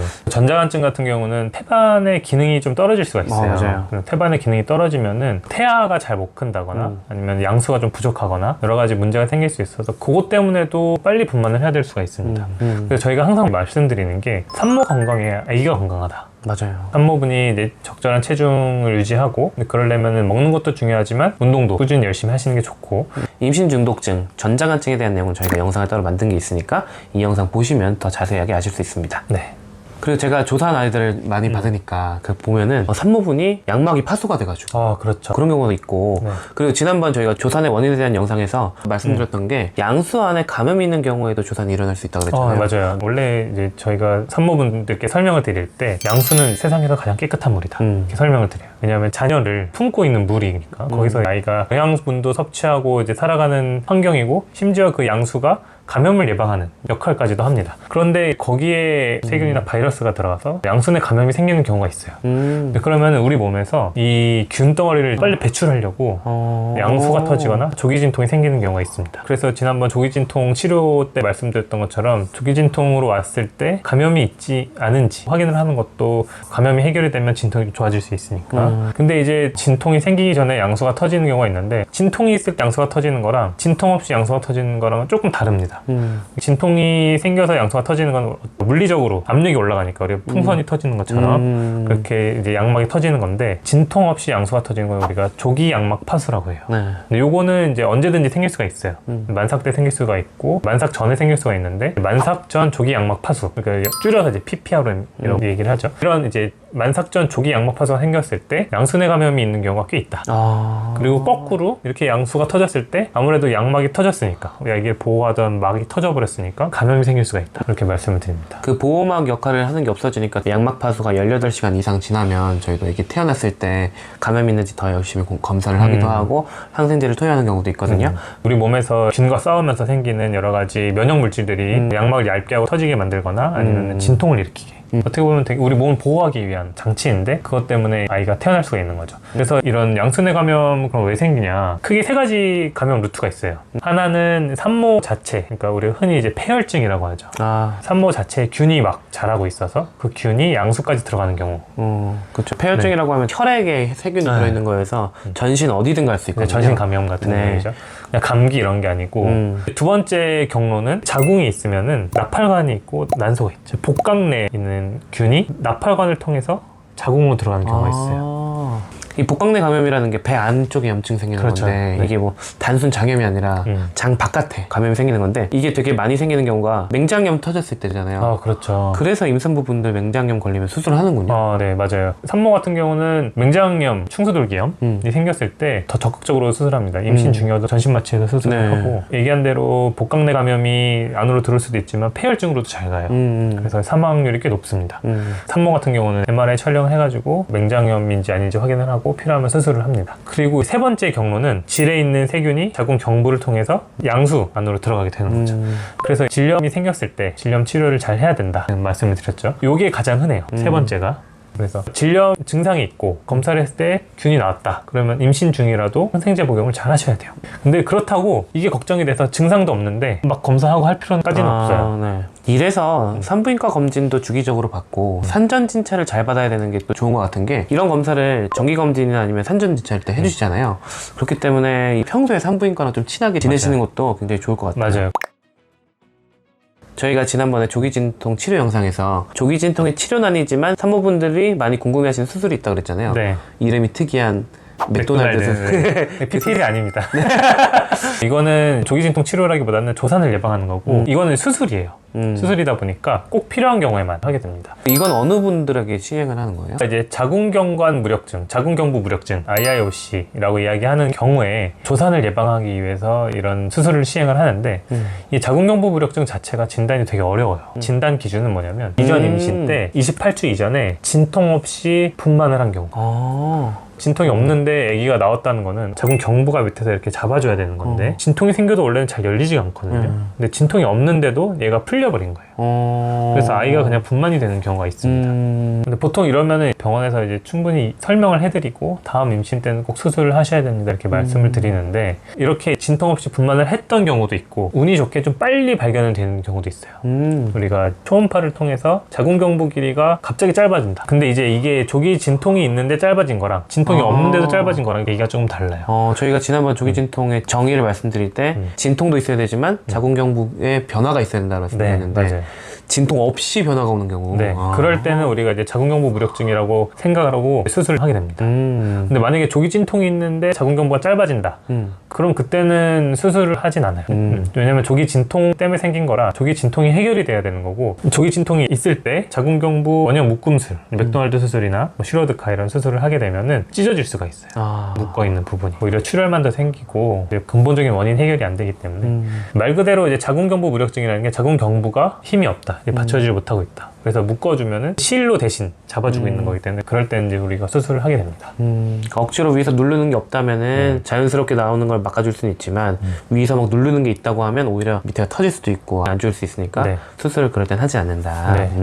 왜냐하면은 이 수술 자체가 진통을 좀 유발하는 경우가 꽤 있어요. 건드니까 아무래도. 그래서 이제 우리가 맥도날드 수술을 하고 나서 조기 진통 치료를 이어서 하는 경우도 있습니다. 이제 수술 때문에 조기 진통이 잠깐 와가지고 수축 억제제 치료를 며칠 정도 하고 시간 지나면 대부분 좋아져요. 그래서 조기 진통이 있을 때 그 하면은 오히려 조기 진통이 더 심해질 수가 있겠죠. 그러네요. 그래도 이제 요즘에 다행인 거는 초음파 보는 게 그렇게 어렵지가 않잖아요. 그쵸. 그래서 초음파 검진을 좀 자주 하게 되고, 산모분들이 조금만 걱정되면 검사 받으시니까. 맞아요. 그래서 이 자궁경부 무력증을 빨리 발견하는 경우도 꽤 있습니다. 임신 20주쯤 정밀 초음파를 보는데 그때 자궁경부 길이도 같이 확인을 하게 됩니다. 그래서 자궁경부가 갑자기 많이 짧아지진 않았는지 그때 이제 확인을 해서 필요하면은 수술을 하기도 해요. 그리고 이제 자궁경부 원형 묶음술, 이 수술 자체는 우리가 24주 이후에는 잘 하지 않아요. 왜죠?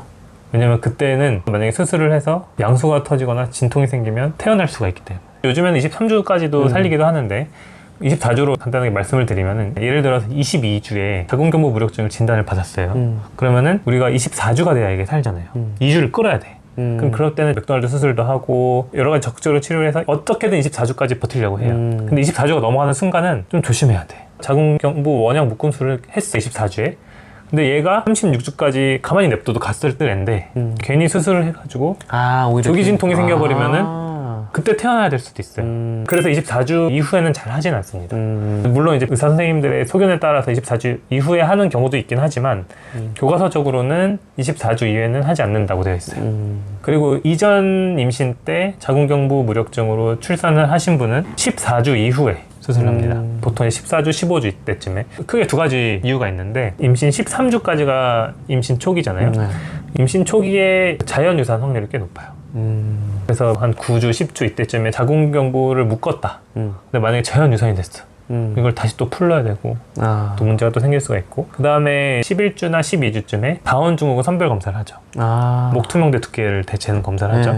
근데 그런 것도 괜찮은지 확인을 하고 얘를 이제 계속 키워도 되겠다 이렇게 판단이 되면 그게 한 14주, 15주 그때 이제 바로 묶어주는 수술을 하게 돼요. 그러면 쉽게 생각하면 임신 중기에 한다. 그리고 이후에 발견되더라도 중기 안에만 하고 24주 이후에는 잘 안 한다. 그렇게 기억하시면 되겠습니다. 네. 그러니까 이런 자궁경부 무력증이 진단된 분들은 수술밖에 방법이 없는 거예요? 지금 임신 말고 전에 진통 없이 분만을 한 적이 있다. 그분은 수술을 하시는 게 맞고, 그게 아니고 우리가 임신 중기 20주 이후에 초음파를 봐서 자궁경부가 좀 짧아졌다. 자궁경부 길이가 짧다고 얘기하는 거는 임신 중기 때 지식 초음파로 자궁경부 길이가 2.5cm보다 짧을 때 얘기를 해요. 근데 이게 위험할 정도로 짧아진 게 아니고 애매하게 짧아지거나, 그때는 프로게스테론 치료를 하기도 합니다. 질정도 있고 근육 주사도 있는데 쓰시는 선생님마다 이제 다르고, 어쨌든 프로게스테론 치료도 자궁경부 길이가 짧아졌을 때 할 수 있는 치료 중에 하나고, 그리고 프로게스테론 치료는 또 언제 하냐면 이전에 자궁경부 무력증이 아니고 그냥 조산, 조기 진통이 생겼거나 만삭 전에 조기 양막 파수가 생겨서 조산을 했던 산모가 둘째를 임신, 셋째를 임신했을 때, 이것도 임신 중기 한 16주 정도부터 만삭이 되기 직전 36주까지 프로게스테론 치료를 하는 경우도 있습니다. 임신 초기에 절방 유산 환자분들한테 유산 방지 주사라고 처방을 하시는 경우가 있는데, 그게 이제 프로게스테론 주사고, 임신 중기 때도 조산을 예방할 때 쓰는 호르몬이 프로게스테론이에요. 이제 자궁이 임신을 유지하는데 필요한 호르몬이라고 볼 수 있겠습니다. 그럼 지금까지는 산모의 원인, 산모의 건강과 관련된 원인이었다고 하면 태아에 관련된 원인도 있을 거 아니에요? 네. 가장 흔한 거는 이제 다태아. 오케이. 앞에서도 말씀드렸다. 네, 맞아요. 네. 쌍둥이 같은 경우는 우리가 제왕절개를 한다 하면은 37주 지나자마자로 거의 잡습니다. 아이 성장이나 이런 걸 보지만. 근데 35주, 36주 때 진통이 생기거나 양수가 터져서 오시는 분들도 꽤 있어요. 이거는 이제 어쩔 수 없이 배가 많이 커지다 보니까 우리 원래대로 빨리 돌아가려는 그런 성질 때문에 진통이 좀 생기게 되고, 그래서 쌍둥이나 삼둥이 같은 경우는 만삭이 기준이 조금 달라요. 쌍둥이 36주, 37주쯤 되면은 보통 아이 하나당 한 2.1에서 2.2kg 정도 돼요. 맞아요. 둘이면은 거의 뭐 4.5kg. 그러니까 이게 쉽지가 않습니다. 삼둥이 같은 경우는 그냥 다 조산한다고 봐야죠. 폐성숙이 34주쯤 된다고 우리가 생각을 하니까 34주나 35주 그쯤으로 잡는 것 같아요. 그러면 그때 삼둥이 애들이 태어날 때 평균적으로 몸무게가 한 1.8kg에서 2kg 정도 되는 것 같은데, 그렇게 해도 거의 6kg예요, 셈이면. 그렇게 따지면 요즘 계속 장안의 화제인 오둥이 엄마 진짜 대단하십니다. 이게 군인이셔가지고 평소에 체력 관리가 돼 있으니까 그게 됐지. 근데 사실 체력은 지금 더 힘드실지도 몰라요. 맞아요. 임신할 때도 물론 힘드셨겠지만 육아가 상상이 안 됩니다. 다태아는 사실 우리가 어떻게 해결할 수 없죠. 그래서 보통 시험관 아기 할 때 너무 많은 배아를 이식하지 않는 게 중요하고, 그 다음에 태아 자체에 문제가 생겼을 때 아이가 뱃속에서 너무 안 큰다거나 아니면 너무 큰다거나, 그렇죠. 그 다음에 뭐 양수에 문제가 생길 수도 있고, 아기가 기형이 생겨서 빨리 태어나야 되는 경우도 있어요. 맞아요. 네, 저희가 태아의 기형에 대해서도 한번 얘기를 한 적이 있었잖아요. 어디든 생길 수 있는 문제인데 초음파나 이런 걸로 발견이 안 되는 경우도 꽤 있습니다. 근데 이상하게 잘 크다가, 중기까지는 잘 크다가 후기부터 잘 안 크는데 태어나서 보니 기능적으로나 아니면 기형이 발견되는 경우도 있잖아요. 맞아요. 네. 안타까운 경우들도 있습니다. 네. 그리고 양수 이야기할 때 양수 과다나 양수 과소증이 기형 때문에 생길 수도 있다고 말씀을 드렸는데, 기형 때문에 생긴 이제 양수의 문제, 이런 것들 때문에도 조기 진통이나 조기 양막 파수 같은 것들이 생길 수가 있고, 그리고 이런 거 없이도 아이가 뱃속에서 힘들어하는 경우도 있어요. 근데 대부분 이거는 이제 태반의 기능의 문제 때문에 생기는 경우가 많은데, 아기가 뭐 체중이 잘 늘지를 못한거나 양수량이 갑자기 좀 줄거나 아니면 움직이는 거나 심박동수에 이상이 생기거나 이러면 우리가 뱃속에 아기가 있는 것보다 인큐베이터에 들어가더라도 나와서 아기 먹이고 치료하는 게 아기가 크는데 훨씬 더 도움이 되겠다 판단이 되면은 그때는 이제 분만을 합니다.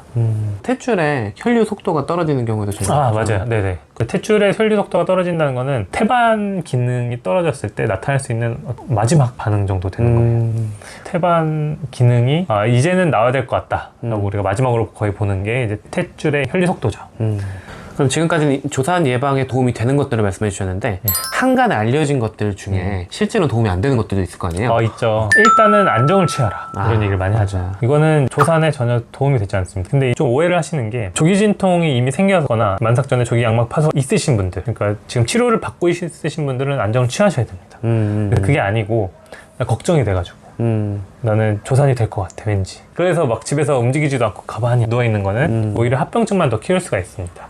혈전이나 이런 게 생길 수가 있고, 체중 관리도 잘 안 될 수가 있고, 근육량이 줄어들어서 나중에 회복하는 데도 오래 걸릴 수가 있고, 첫째 때 조산을 했으면 오히려 되게 불안할 수가 있잖아요. 사실 그때도 조기 진통이나 이런 증상이 생기지 않았다면 무조건 이제 조산하는 건 아니니까 그래도 그때는 이제 운동을 제한할 필요는 없습니다. 그래서 오히려 가볍게 운동하는 게 조산을 예방한다, 그런 연구도 있으니까 안정을 취하는 거는 이제 조산 예방에 전혀 도움이 되지 않는다, 이렇게 알고 계시면 되고, 임신 후기 정도 이제 넘어갈 때쯤 되면은 그런 얘기들이 이제 맘카페나 이런 데 되게 많아요. 아빠 주사, 부부관계 하는 거, 부부관계가 조산을 일으킬 수 있다, 이렇게 생각을 하시는 분들이 있는데 관련이 없다고 되어 있어요. 그렇게 생각하실 수도 있는 게, 임신 중에 아빠 주사를 맞으면은 자궁이 좀 수축을 해요. 어쩔 수 없이 호르몬 때문에. 그리고 또 자극도 되고. 근데 이거는 일시적으로 생긴 자궁 수축이기 때문에 우리가 이제 조기 진통이나 이런 걸로 넘어가지 않는 그냥 가진통 정도로 보시면 되고, 이게 이제 조산이랑 연결이 되지 않는다. 꼭 이걸 제한할 필요는 없다, 알고 계시면 됩니다. 그리고 가끔 병원에 오셔가지고 가진통이에요. 분명히 이제 규칙적인 진통도 아니고 괜찮은데 본인이 되게 불안해서 수축 억제제를 맞고 싶어 하시는 분들도 있어요, 주사를. 그리고 왠지 감염 때문에, 아니면은 감염이 생기기 전에 미리 항생제를 먹고 싶다. 전혀 도움이 되지 않습니다. 오히려 내성균만 키울 수가 있기 때문에 문제가 생겼을 때 그때 치료하면 해도 늦지 않습니다.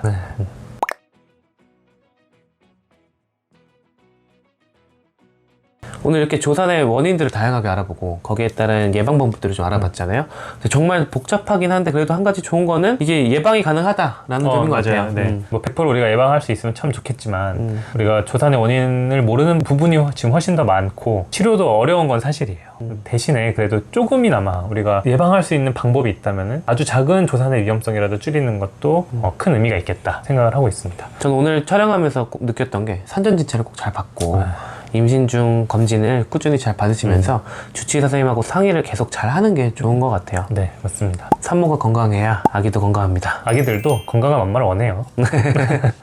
내가 이렇게 아픈데 안 먹어도 되나? 내가 이렇게 열이 나는데 열을 냅둬도 되나?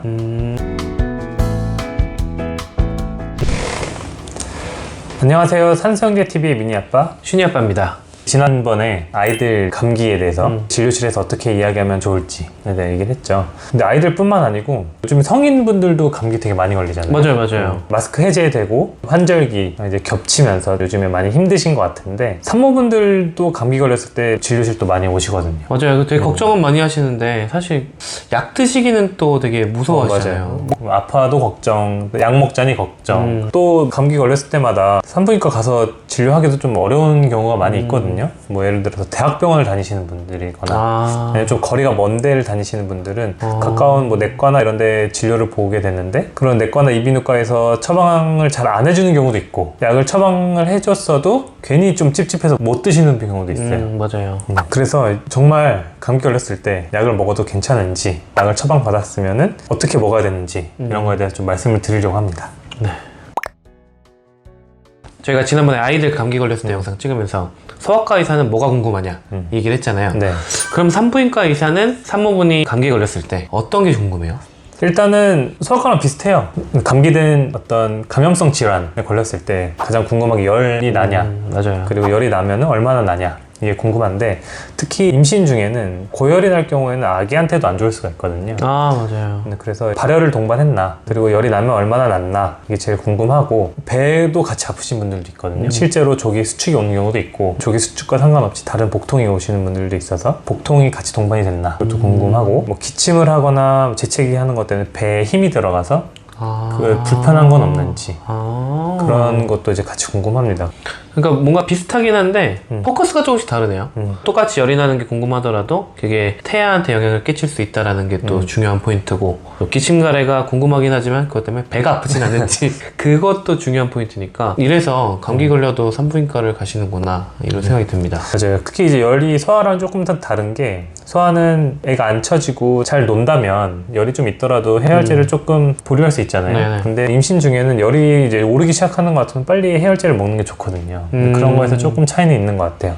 산모분들이 열이 왜 중요하냐면 39도, 40도 이렇게 고열이 나기 시작하면 양수의 온도도 같이 올라가게 되거든요. 그렇죠. 데워지죠. 네, 그러면 태아가 같이 체온이 올라가게 돼요. 태아도 같이 체온이 그러겠네. 올라가서 제일 중요한 뇌 발달, 단백질 이런 합성을 할 때 온도가 굉장히 중요한데 그거에 영향을 좀 미칠 수가 있습니다. 그렇겠네요. 네, 그래서 저희가 임신 중에는 사우나도 하지 말라고 그러고 핫팩 같은 거나 전기 담요 같은 거 할 때 항상 조심하셔야 되는 게 양수의 온도가 올라가면 안 되기 때문이에요. 그래서 산모분들은 발열을 항상 조심하시고 체온 측정을 열심히 하셔야 됩니다. 오히려 소아과보다 더 작은 아기가 있는 거니까 그러니까. 더 빡세게 열을 네. 관리해야 되는군요. 내가 열이 나면 아이도 열이 날 수 있기 때문에 그렇겠네요. 네. 그럼 그렇게 해서 병원에 가면 산부인과 선생님이 약을 주시잖아요. 감기약을 주시는데 그거 먹어도 돼요? 먹어도 되니까 처방을 해드려요. 그쵸. 나 이렇게 질문해. 내가 처방을 하잖아요. 약 잘 드세요. 그러면 먹어도 돼요? 이렇게 물어봐요. 그러면 내가 안 되는 걸 드리겠어요? 이렇게 물어보는데 근데 거꾸로 생각을 해보면 돼요. 내가 이렇게 아픈데 안 먹어도 되나? 내가 이렇게 열이 나는데 열을 냅둬도 되나? 이렇게 생각하면 조금 더 쉬워요. 그래서 산모분들은 그 증상, 제일 불편한 거 요거 위주로 좀 처방을 해드립니다. 예를 들어서 열이 난다 그러면 해열제 중에서는 이제 아세트아미노펜, 그리고 이제 기침 때문에 배도 좀 아프고 잘 때 자꾸 깬다, 힘들다 그러면은 기침 가라앉히는 약, 뭐 진해거담제 이런 거 좀 추가해서 드리게 되고, 뭐 콧물 때문에 너무 불편하다, 재채기를 뭐 시도 때도 없이 하고 그러면은 이제 콧물약 이런 걸 드리죠. 코막힘이 되게 심하면 잘 때 산소 포화도가 조금 떨어질 수도 있거든요. 성인들도. 그쵸. 그러면 아기한테 가는 산소도 줄어들기 때문에 코 막힘의 증상도 너무 심하다면 처방받은 약을 잘 드시는 게 되게 중요하겠어요. 네, 맞아요. 그러면 병원이 닫았어요. 근데 이제 당번 약국은 열었어. 그러면은 열이 나니까 약은 먹어야겠는데 약국에서 종합감기약을 사거나 아니면 집에 있는 약이 집에 있을 있을 수 수 있잖아요. 있죠. 네. 그럼 그거 먹어도 돼요? 사실 종합감기약은 먹어도 됩니다. 먹어도 문제될 건 거의 없어요.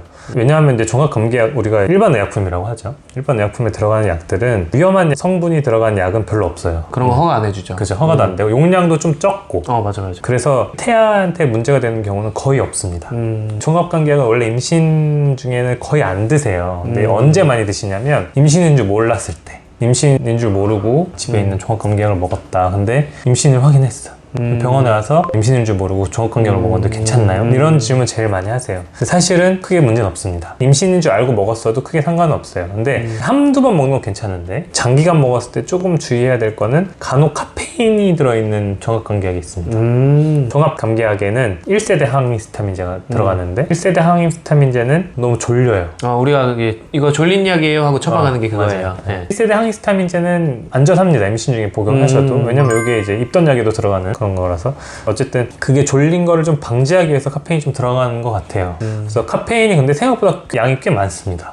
거기 들어있는 양이요? 네. 한 알 자체는 적어요. 한 알에 15에서 20mg 정도 들어가 있는데 이제 이거를 한 번 먹을 때 두 알을 먹고 하루에 3번 먹었다. 그럼 하루에 한 120mg이 돼버려요. 임신 중에 300mg 정도까지는 괜찮은데 이거에다가 카페인 들어간 음료나 음식을 섭취를 했다 그러면은 조금 많이 먹게 될 수가 있겠죠. 종합감기약을 먹어서 걱정이 된다고 하실 때는 그래서 저는 걱정을 더 덜어드리기 위해서 약 이름을 알아오시면 좀 더 설명을 잘 해드릴 수 있습니다. 그쵸. 혹시 임신인 줄 모르고 종합감기약을 먹었거나 아니면은 주말 사이에 감기 증상이 너무 심해서 집에 있는 종합감기약을 복용을 하셨을 때는 사진을 좀 찍어 오시면 좋아요. 그리고 이거는 다른 약도 마찬가지인 게 다른 병원에서 처방받던 약이 있는데 그 약을 들고 오시는 것보다는 처방전이나 그 약국에서 받은 약봉투 맞아. 그걸 사진을 찍어 오시는 게 좋아요.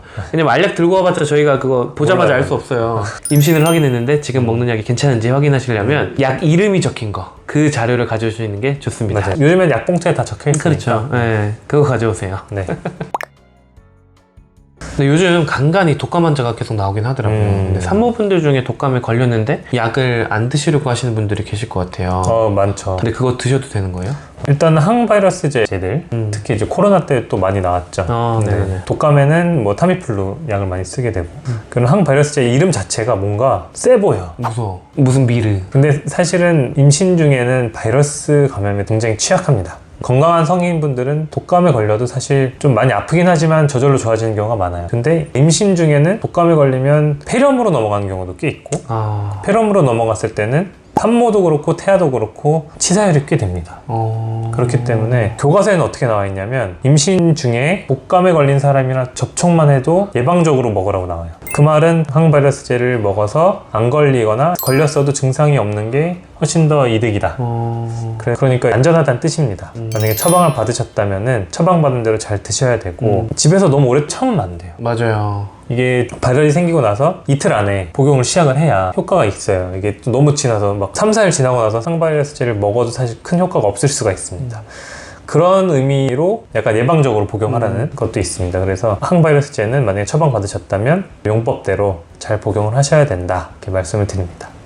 그럼 아까 말씀하신 게 임산부분들이 처음 임신 확인했을 때 임신 초기 때 그 먹었던 약을 되게 걱정하신다고 했잖아요. 사실 임신 초기 때가 제일 걱정을 많이 하시고 중기 때 되면 좀 괜찮지 않은 생각이 들기도 하는데 이게 임신 주기별로 단기에 주의해야 되는 그런 특징들이 있나요?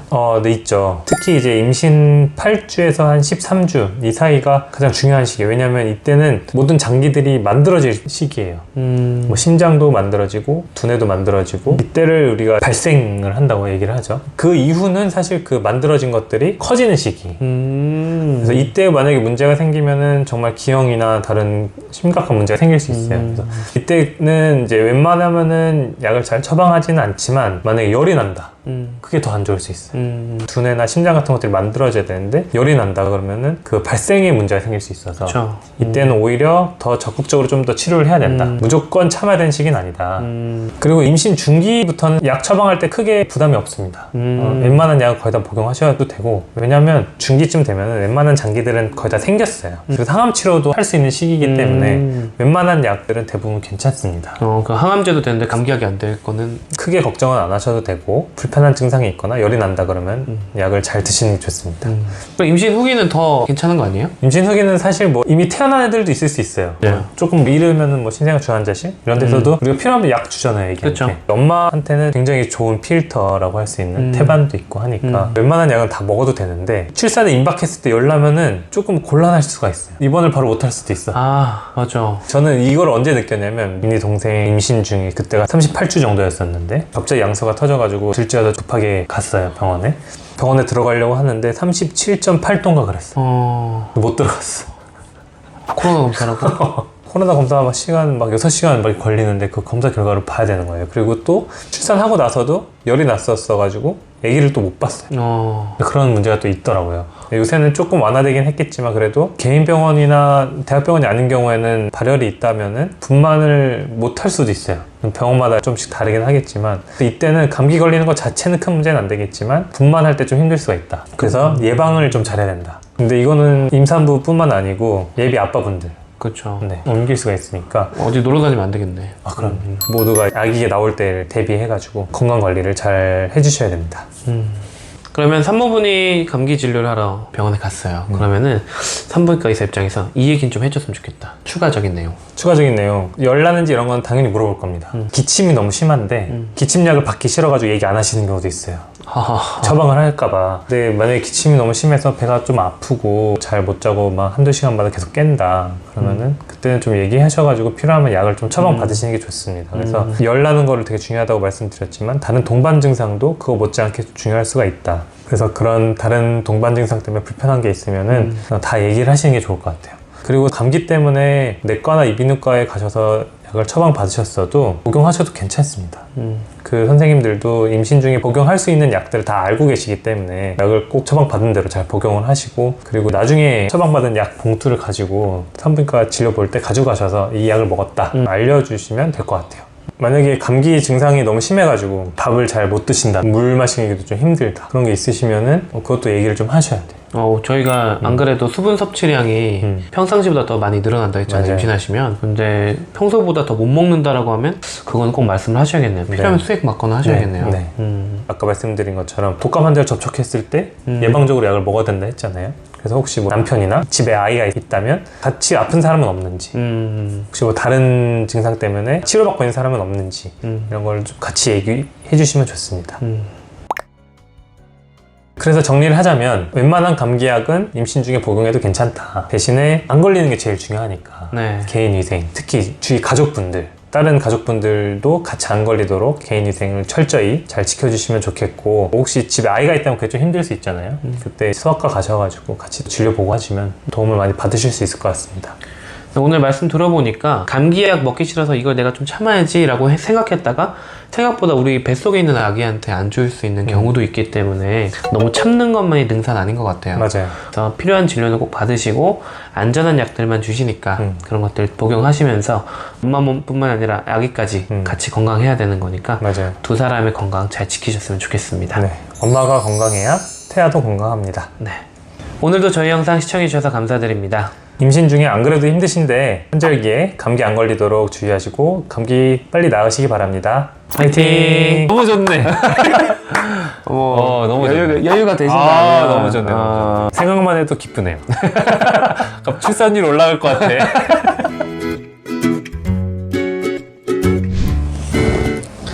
안녕하세요. 산정시TV의 미니아빠 슈니아빠입니다. 임신하면은 주위에서 축하도 많이 해주시고 선물도 많이 해주시는데 막상 선물을 할 입장이 되면은 뭘 하면 좋을지 고민이 될 때가 많은 것 같아요. 그리고 받는 입장에서도 너무 많이 똑같은 게 들어오면 그것도 처치곤란이기도 해요. 맞아요. 그래서 오늘은 시부모님들 입장에서 손주가 생겼을 때 어떤 선물을 하면 좋을지, 그리고 이런 선물은 좀 별로다, 이런 거에 대해서 이야기를 좀 해볼까 합니다. 오늘 영상이 시부모님들께도 도움이 되겠지만 친정 부모님이나 다른 가족분들한테도 많이 도움이 될 것 같네요. 네. 임신을 하게 되면 시기마다 초기, 중기, 후기 이때마다 필요한 물품이 다르잖아요. 네. 그러면은 환영받는 선물도 다를 것 같은데 네.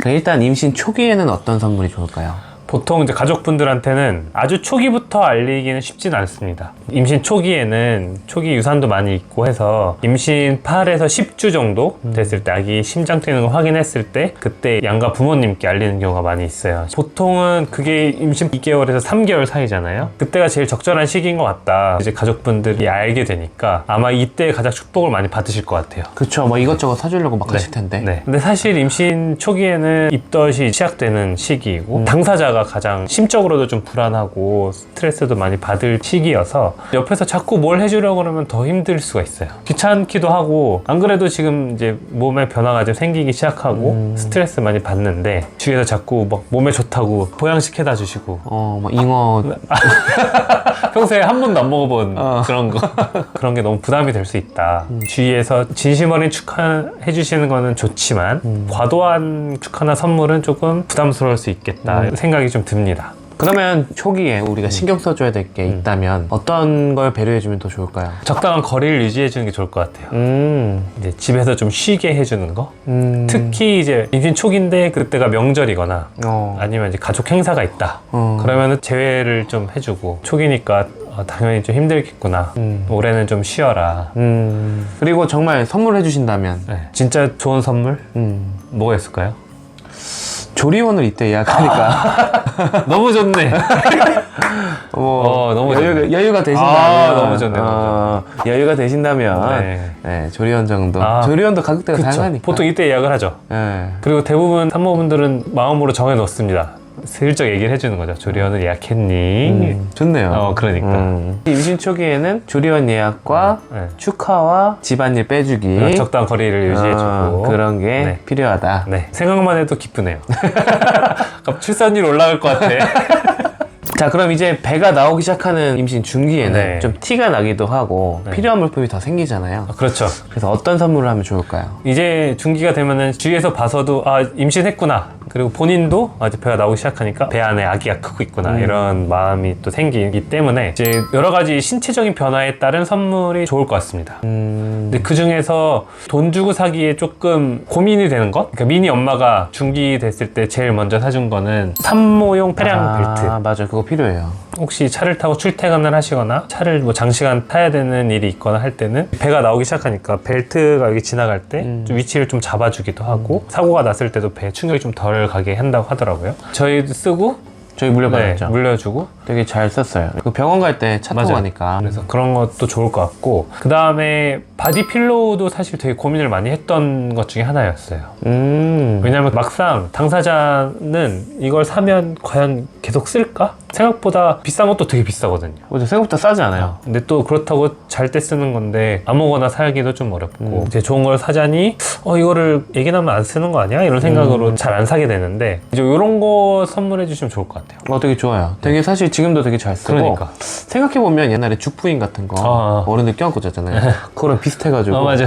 임신 안 한 저 같은 사람도 편하게 씁니다. 맞아요. 범퍼처럼 아기들 굴러다니기 시작하거나 기어다닐 때 막아주는 역할도 좀 해주고 그리고 아기 재울 때도 이렇게 있으면 좀 편한 것 같아요. 자세 잡을 때 옆에서 이제 팔을 이렇게 올려놓는다든지 수유할 때도 은근히 좀 쓸만하고 생각보다 오래 쓴다. 그러면은 형은 임신 중기 때 선물해서 정말 잘 쓴 거 혹시 뭐가 있어요?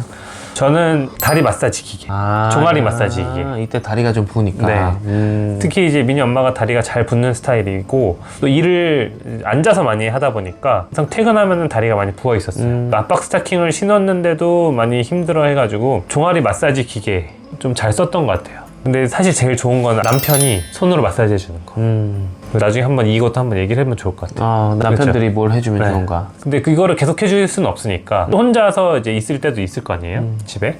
그때는 이제 마사지기를 좀 도움을 받으면 좋은 것 같습니다. 요새는 되게 좋은 제품들이 많이 나왔어요. 우리 소파에 발 올려놓는 스툴 의자 같은 거 있잖아요. 그것처럼 생겼어요, 평소에는. 근데 전원을 키면 그 안에서 이렇게 쭉 나와요. 그래서 그걸 하다가 혹시 집에 아이가 있더라도 안 쓸 때 넣어놓고 쉴 때는 또 거의 다리에 올려놓고 쉴 수도 있고 그렇게 다용도로 쓸 수 있는 종아리 마사지 기계들도 있습니다. 그래서 이것도 좋은 선물이 될 수 있을 것 같아요. 내 돈 주고 사긴 좀 약간 고민되는 그런 거? 그렇죠. 네. 그러면 이제 몸이 제일 불편해지는 임신 후기, 출산을 임박한 임신 후기에는 어떤 선물을 하면 좋을까요? 이때가 이제 제일 많이 불편하시죠. 몸도 많이 불편하고 특히 옷 입는 것도 체형이 다 바뀌니까 많은 게 불편한데 이때 사실 되게 고민도 많이 되는 시기이기도 해요. 근데 이걸 내가 사야 되나? 아, 곧 애기 낳는데. 나중에 필요 없을 텐데. 그래서 이제 보통은 막 좋은 거 잘 못 사고 좋은 거? 필요한 거는 고가 제품들도 있고 고민이 많이 되는 것들도 많이 있죠. 이때 시부모님이나 친정 부모님이 도움을 주시면은 좋은 것들이 꽤 있는 것 같아요.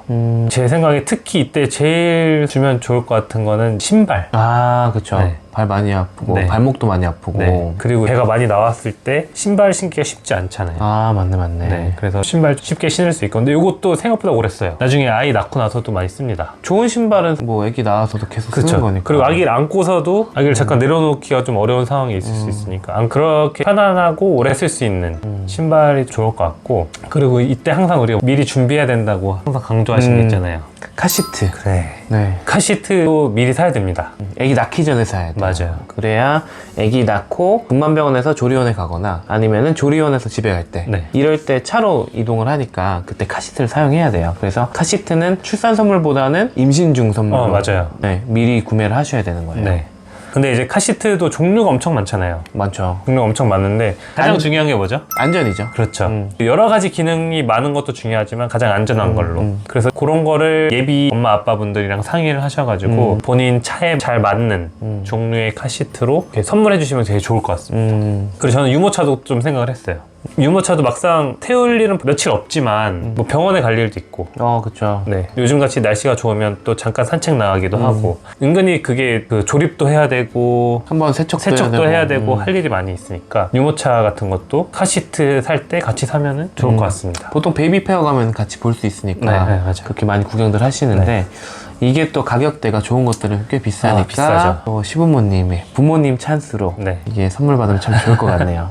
카시트는 좋은 걸로 안전한 걸로 미리 하는 게 좋습니다. 그리고 몸이 좀 불편해지고 아기가 집에 딱 왔을 때 아기를 돌볼 수 있도록 집안일을 도와주는 기구들이 있으면 좋을 것 그렇죠. 같은데 맞아요. 뭐 예를 들면 정수기. 정수기 너무 좋지. 특히 정수기 중에 저는 온도 조절이 되는 정수기 사라 그래요. 왜냐면 분유 온도 맞추려면 있어야 되고 요새 정수기는 슬림한 것도 많이 나와가지고 주방에다가 놓기에도 괜찮아요. 아니면은 분유 타주는 기계도 미리 선물해 주시는 분도 있어요. 맞아. 그리고 저희 집에는 없는데 슌이는 식기세척기가 있잖아요. 저는 진짜 임신 선물로 식기세척기 샀어요. 식기세척기 중에서도 고온으로 소독되는 거 그런 걸 구매해서 평소에 모든 걸 다 삶을 수는 없으니까 매번 그렇게 식기세척기 돌리면서 소독이 웬만큼 되는 제품을 구매를 했고 중요한 게 집안일이 줄어야 엄마 아빠가 사이가 틀어지지 않아요. 애기 때문에 힘드니까 애기 먹은 거나 분유병 씻는 거는 사실 기꺼이 할 수 있는데 남편이 밥 먹고 나면 고춧가루 묻은 그릇 닦는 거는 그 스트레스가 될 수 있단 말이에요. 맞아요. 그 젖병이랑 또 같이 할 수가 없잖아. 그거를. 그래서 반대로 어른들 것만 식기세척기 돌리고 애기들 거는 깨끗하게 씻어서 열탕 소독하든지 소독기에 넣던지 이런 식으로 하시면 집안일을 훨씬 줄일 수 있습니다. 맞아요. 그리고 집에 시터님이나 산후 도우미 분들이 오신다고 하면은 그분들도 집안일을 다 해주진 않거든요. 맞아요. 대부분. 그래서 그런 분들한테 식기세척기 있다 하면 그 정도는 해주실 수 있으니까. 산후도우미 분들이 장점이 또 다르잖아요. 아기를 많이 봐주시는 분 있고 집안일 많이 해주시는 그런 게 다 차이가 있어서 식기세척기가 있으면 도움을 받기도 훨씬 좋을 것 같긴 해요. 좀 더 아이에 집중을 할 수 있도록. 저도 되게 사고 싶어서 엄청 많이 찾아봤어요. 근데 부엌이 좀 좁아가지고. 맞아. 이 공간이 생각보다 커서. 그래서 좀 공간이 되면은 빌트인 그게 제일 좋을 것 같은데 요즘에는 싱크대에 올려놓을 수 있는. 저희 집은 그걸로 쓰고 있죠. 이유식 영상 보시면 핑크색으로 이렇게 올라가 있는 게 있습니다. 그 다음에 저는 미니가 좀 컸을 때 샀는데 건조기. 건조기 진짜 좋아요. 빨래 엄청 많이 하잖아요. 맨날 돌리는데. 특히 이제 여름에. 하필이면 또 그때가 장마가 엄청 심해가지고 이게 안 마르는 거예요. 아무리 빨아도 이 속도를 못 쫓아가는 거야. 걷어야지 새로운 빨래를 넣었는데 그거를 못 쫓아가고 또 마르면 또 냄새가 나고 이래가지고 그냥 샀어요. 건조기를. 신세계더라고. 맞아요. 근데 단점은 잘 보고 건조를 해야 된다. 줄어들고 해가지고 수건 같은 건 좀 잘 줄어드는데 저희는 그냥 돌려서 줄어든 대로 써요. 맞아. 요즘 나도 그래. 어쩔 수 없어. 근데 그런 애기들 많이 쓰는 가제손 수건 같은 것들 이런 것들은 줄어든 소재들이 있어요. 그런 것만 좀 주의하면 됩니다. 근데 너무 줄어들어가지고 도저히 입힐 수가 없어서 인형한테 입혀놓은 것도 있어요. 더 못 작아져서. 그 다음에 이때 아기방도 이제 꾸미기 시작을 하잖아요. 맞아요. 아기방에 놓을 만한 아기자기한 소품들 것들도 사주시면 좋을 것 같다는 생각이 들어요. 그 중에서 좀 오래 쓰고 좀 괜찮은 게 있으면 좋을 것 같은 거는 저는 노래가 나오는 CD 플레이어나 블루투스 스피커. 거의 다 되긴 하지만 좀 음질이 그래도 나쁘지 않은 거, 그리고 부피가 너무 크지 않은 거, 그런 거 있으면 이제 진짜 오래 씁니다. 그거는 뭐 계속 쓰지 않을까요? 신생아 때도 수면 교육할 때 일단 밤에 분위기 잡잖아요. 그리고 자장가 들려주거나 그런 뭐 백색 소음을 들려주는데 그런 거 할 때도 스피커가 꼭 있으면 좋아요. 그 다음에 저는 아기 방에다가 놓을 공기청정기도 괜찮은 것 같아요. 맞아요. 이제 아까 백색 소음 얘기를 하셨는데 저희는 공기청정기로 백색 소음을 했습니다. 그 소리로? 네. 그것도 괜찮네요. 네, 되게 잘 잤어요. 그리고 공기청정기가 요새 차량용이랑 유모차용도 많이 나오잖아요. 요즘에 자동차 신형은 차 자체에 공기청정 맞아요. 기능이 있긴 한데 그런 게 이제 없는 차량 같은 경우는 차에 있는 시간 동안에 쾌적한 환경을 위해서 차량용 공기청정기 그리고 아기 방용 공기청정기 이렇게 있으면 좋을 것 같습니다. 그리고 신생아 방에 겨울이나 봄에는 되게 건조하니까 가습기 많이 드세요. 가습기. 네. 근데 이것도 어른들은 그냥 초음파 가습기 막 쓰다가 근데 이제 아기가 태어나면 좀 안전한 거를 사고 싶어 하신단 말이에요. 그래서 제가 가습기에 대한 영상 찍어서 올렸으니까 아주 핫한 영상이죠. 어떻게 안전한 가습기를 고르는지 제가 영상에 남겨놨으니까 그거 보시고 구매하시면 되는데 가열식은 안 사시는 게 좋을 것 같아요. 맞아요. 가열식은 좀 위험합니다. 저희 미니도 한번 손 화상 입은 적 있어요. 그래서 제 영상에서도 가열식은 사용하지 말아라고 말씀을 드리는데 좋은 가습기 구매하셔서 아기 방에 선물해 주시는 것도 미리 주시는 선물로 좋을 것 같아요. 맞아요. 그 세척도 한번 해야 되고 맞아요. 아기 왔을 때 미리 틀어놓고 좋은 환경을 미리 만들어 줄 수가 있습니다. 그러면 이제 반대로 이런 선물은 비추다. 일단 제가 산 것 중에 후회하는 거 로봇 청소기. 신혼 때 집안일을 줄이고자 샀는데 애기 낳고 나니까 이 장난감이 되게 많잖아요. 똑똑한 로봇 청소기여도 치우고 안 하면 그치. 얘가 바보가 돼요. 그래가지고 그냥 청소를 못해. 어차피 장난감 있으면. 그래서 그렇다고 해서 애기 자고 나서 돌리기엔 너무 시끄럽잖아요. 한밤중에. 그래서 로봇 청소기는 지금 창고에서 잘 쉬고 있습니다. 매트도 많이 깔잖아요. 애들 맞아요. 막 기어다니고 하면은 거기 못 올라가니까 의미가 없는 것 중에 하나가 될 것 같아요. 그 다음에 또 선물할 때 주의하셔야 되는 건 영양제. 영양제는 저희가 계속 말씀을 드리죠. 과유불급이다. 꼭 필요한 것만 먹어도 충분하다. 그래서 대부분 다 갖고 계실 겁니다. 이미 드시고 계시죠. 그리고 뭐 임신했다 그러면은 나라에서도 줘요. 엽산도 주고 철분제도 주고. 그러니까 이제 더 필요한 거는 없다고 보셔도 됩니다. 보약 지어주지 마시고 그냥 식사만 잘해도 충분하니까 영양제 같은 것들은 선물을 안 하시는 게 좋겠습니다. 그 다음에 이제 저는 물려받은 건데 젖병 소독기. 가족이 주기엔 좀 애매하죠. 맞아요. 이게 주로 물려받는 것 같아요. 물려받거나 당근에도 많고 맞아요. 이것도 그리고 부피가 생각보다 있어서 주방에 맞게 맞아요. 사야 되기 때문에 선택은 이제 예비 엄마 아빠 분들이 하시는 게 좋을 것 같아요. 그 다음에 옷 선물, 인부복. 그쵸. 개인이 취향에 맞춰서, 체형에 맞춰서 사야 되는 거잖아요. 그래서 인부복 선물도 굳이 안 하셔도 될 것 같고. 맞아요. 이거 선물하기도 되게 애매하고, 진짜 유명한 인터넷 쇼핑몰 같은 데서 많이 사더라고요. 인부복도 생각보다 꽤 잘 입어요. 이게 배가 사실 한 번에 쏙 들어가는 게 아니고 좀 걸리니까 평소에 입던 옷이 잘 안 맞는단 말이에요. 맞아요. 그래서 인부복을 좀 계속 입더라고요. 그 인부복 하니까 생각난 거는 이제 수면 양말. 임신하면 너무 더워요. 겨울에도 많이 더워해요.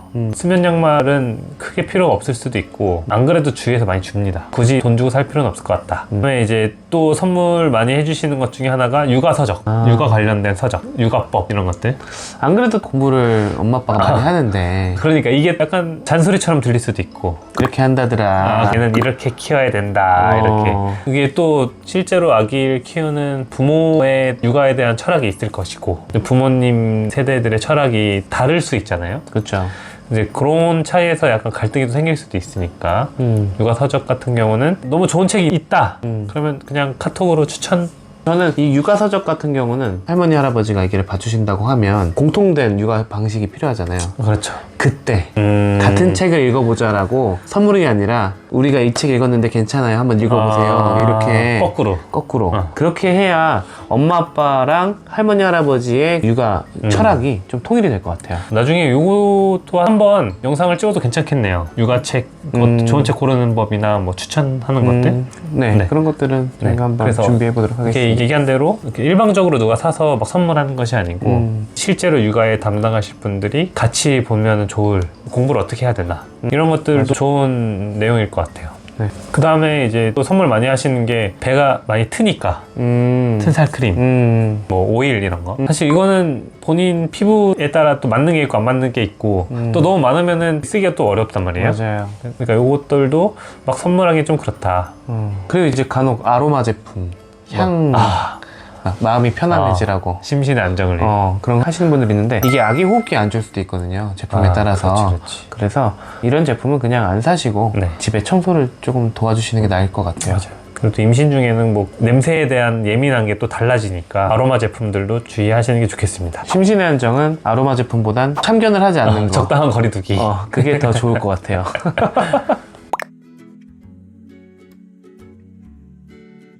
오늘 이렇게 여러 가지 임신 선물에 대해서 얘기해봤는데 사실 선물이라는 게 당사자가 필요한 걸 주는 게 제일 좋잖아요. 내가 필요하다고 생각해서 주는 게 아니라 임신하면은 신체적인 변화도 많이 생기고 임신 기간 동안만 필요한 거가 대부분이잖아요. 그래서 그런 거를 살 때 뭘 사야 될지 잘 모르겠다. 요새 추세도 막 많이 바뀌고 하니까 잘 모르겠다. 그럼 사실 돈이나 상품권 특히 카시트 같은 거 그리고 할머니 할아버지들 잘 모르시거든요. 유모차도 그렇고. 그래서 유모차 사라, 카시트 사라, 이게 최고일 수도 있어요. 맞아요. 브리언 예약했니? 하면서 이렇게 뭔가 서프라이즈 하면서 이렇게 선물을 주는 또 그런 감동과 재미도 있으니까 저 마음을 주고받는. 네. 또 그런 거 할 때 저희 영상이 좀 도움이 됐으면 좋겠습니다. 그래서 이제 결론은 물질적인 선물 이런 것도 좋지만 가장 필요한 거는 진심 어린 축복과 그런 힘든 상황을 배려해주는 마음, 그리고 적당한 거리두기 이런 게 정말 좋은 선물이 아닐까 생각이 듭니다. 오늘은 가족들이 해주면 좋을 선물에 대해서 얘기해봤는데 다음에는 친구들 친구들이 해주면 좋을 선물들에 대해서 좀 가격대 좀 낮은 거 맞아. 좀 부담 없이 그런 것들은 뭐가 있을지 한번 저희가 준비를 해보고 그리고 이제 출산 그리고 육아할 때 저는 수학과 의사니까 이런 질문 많이 하시거든요. 애기 태어나면 뭘 선물해줘야 되냐. 엄청 고민되죠. 친구 애기가 몇 개월인데 무슨 선물이 좋냐 이런 거 질문하시는 분들 많은데 그런 영상들에 대해서도 저희가 한번 준비해 보도록 하겠습니다. 네. 오늘도 저희 영상 시청해주셔서 감사합니다. 오늘 이 영상을 주위의 가족분들에게 널리 퍼뜨리셔서 좋은 선물 많이 받으시기 바랍니다. 감사합니다.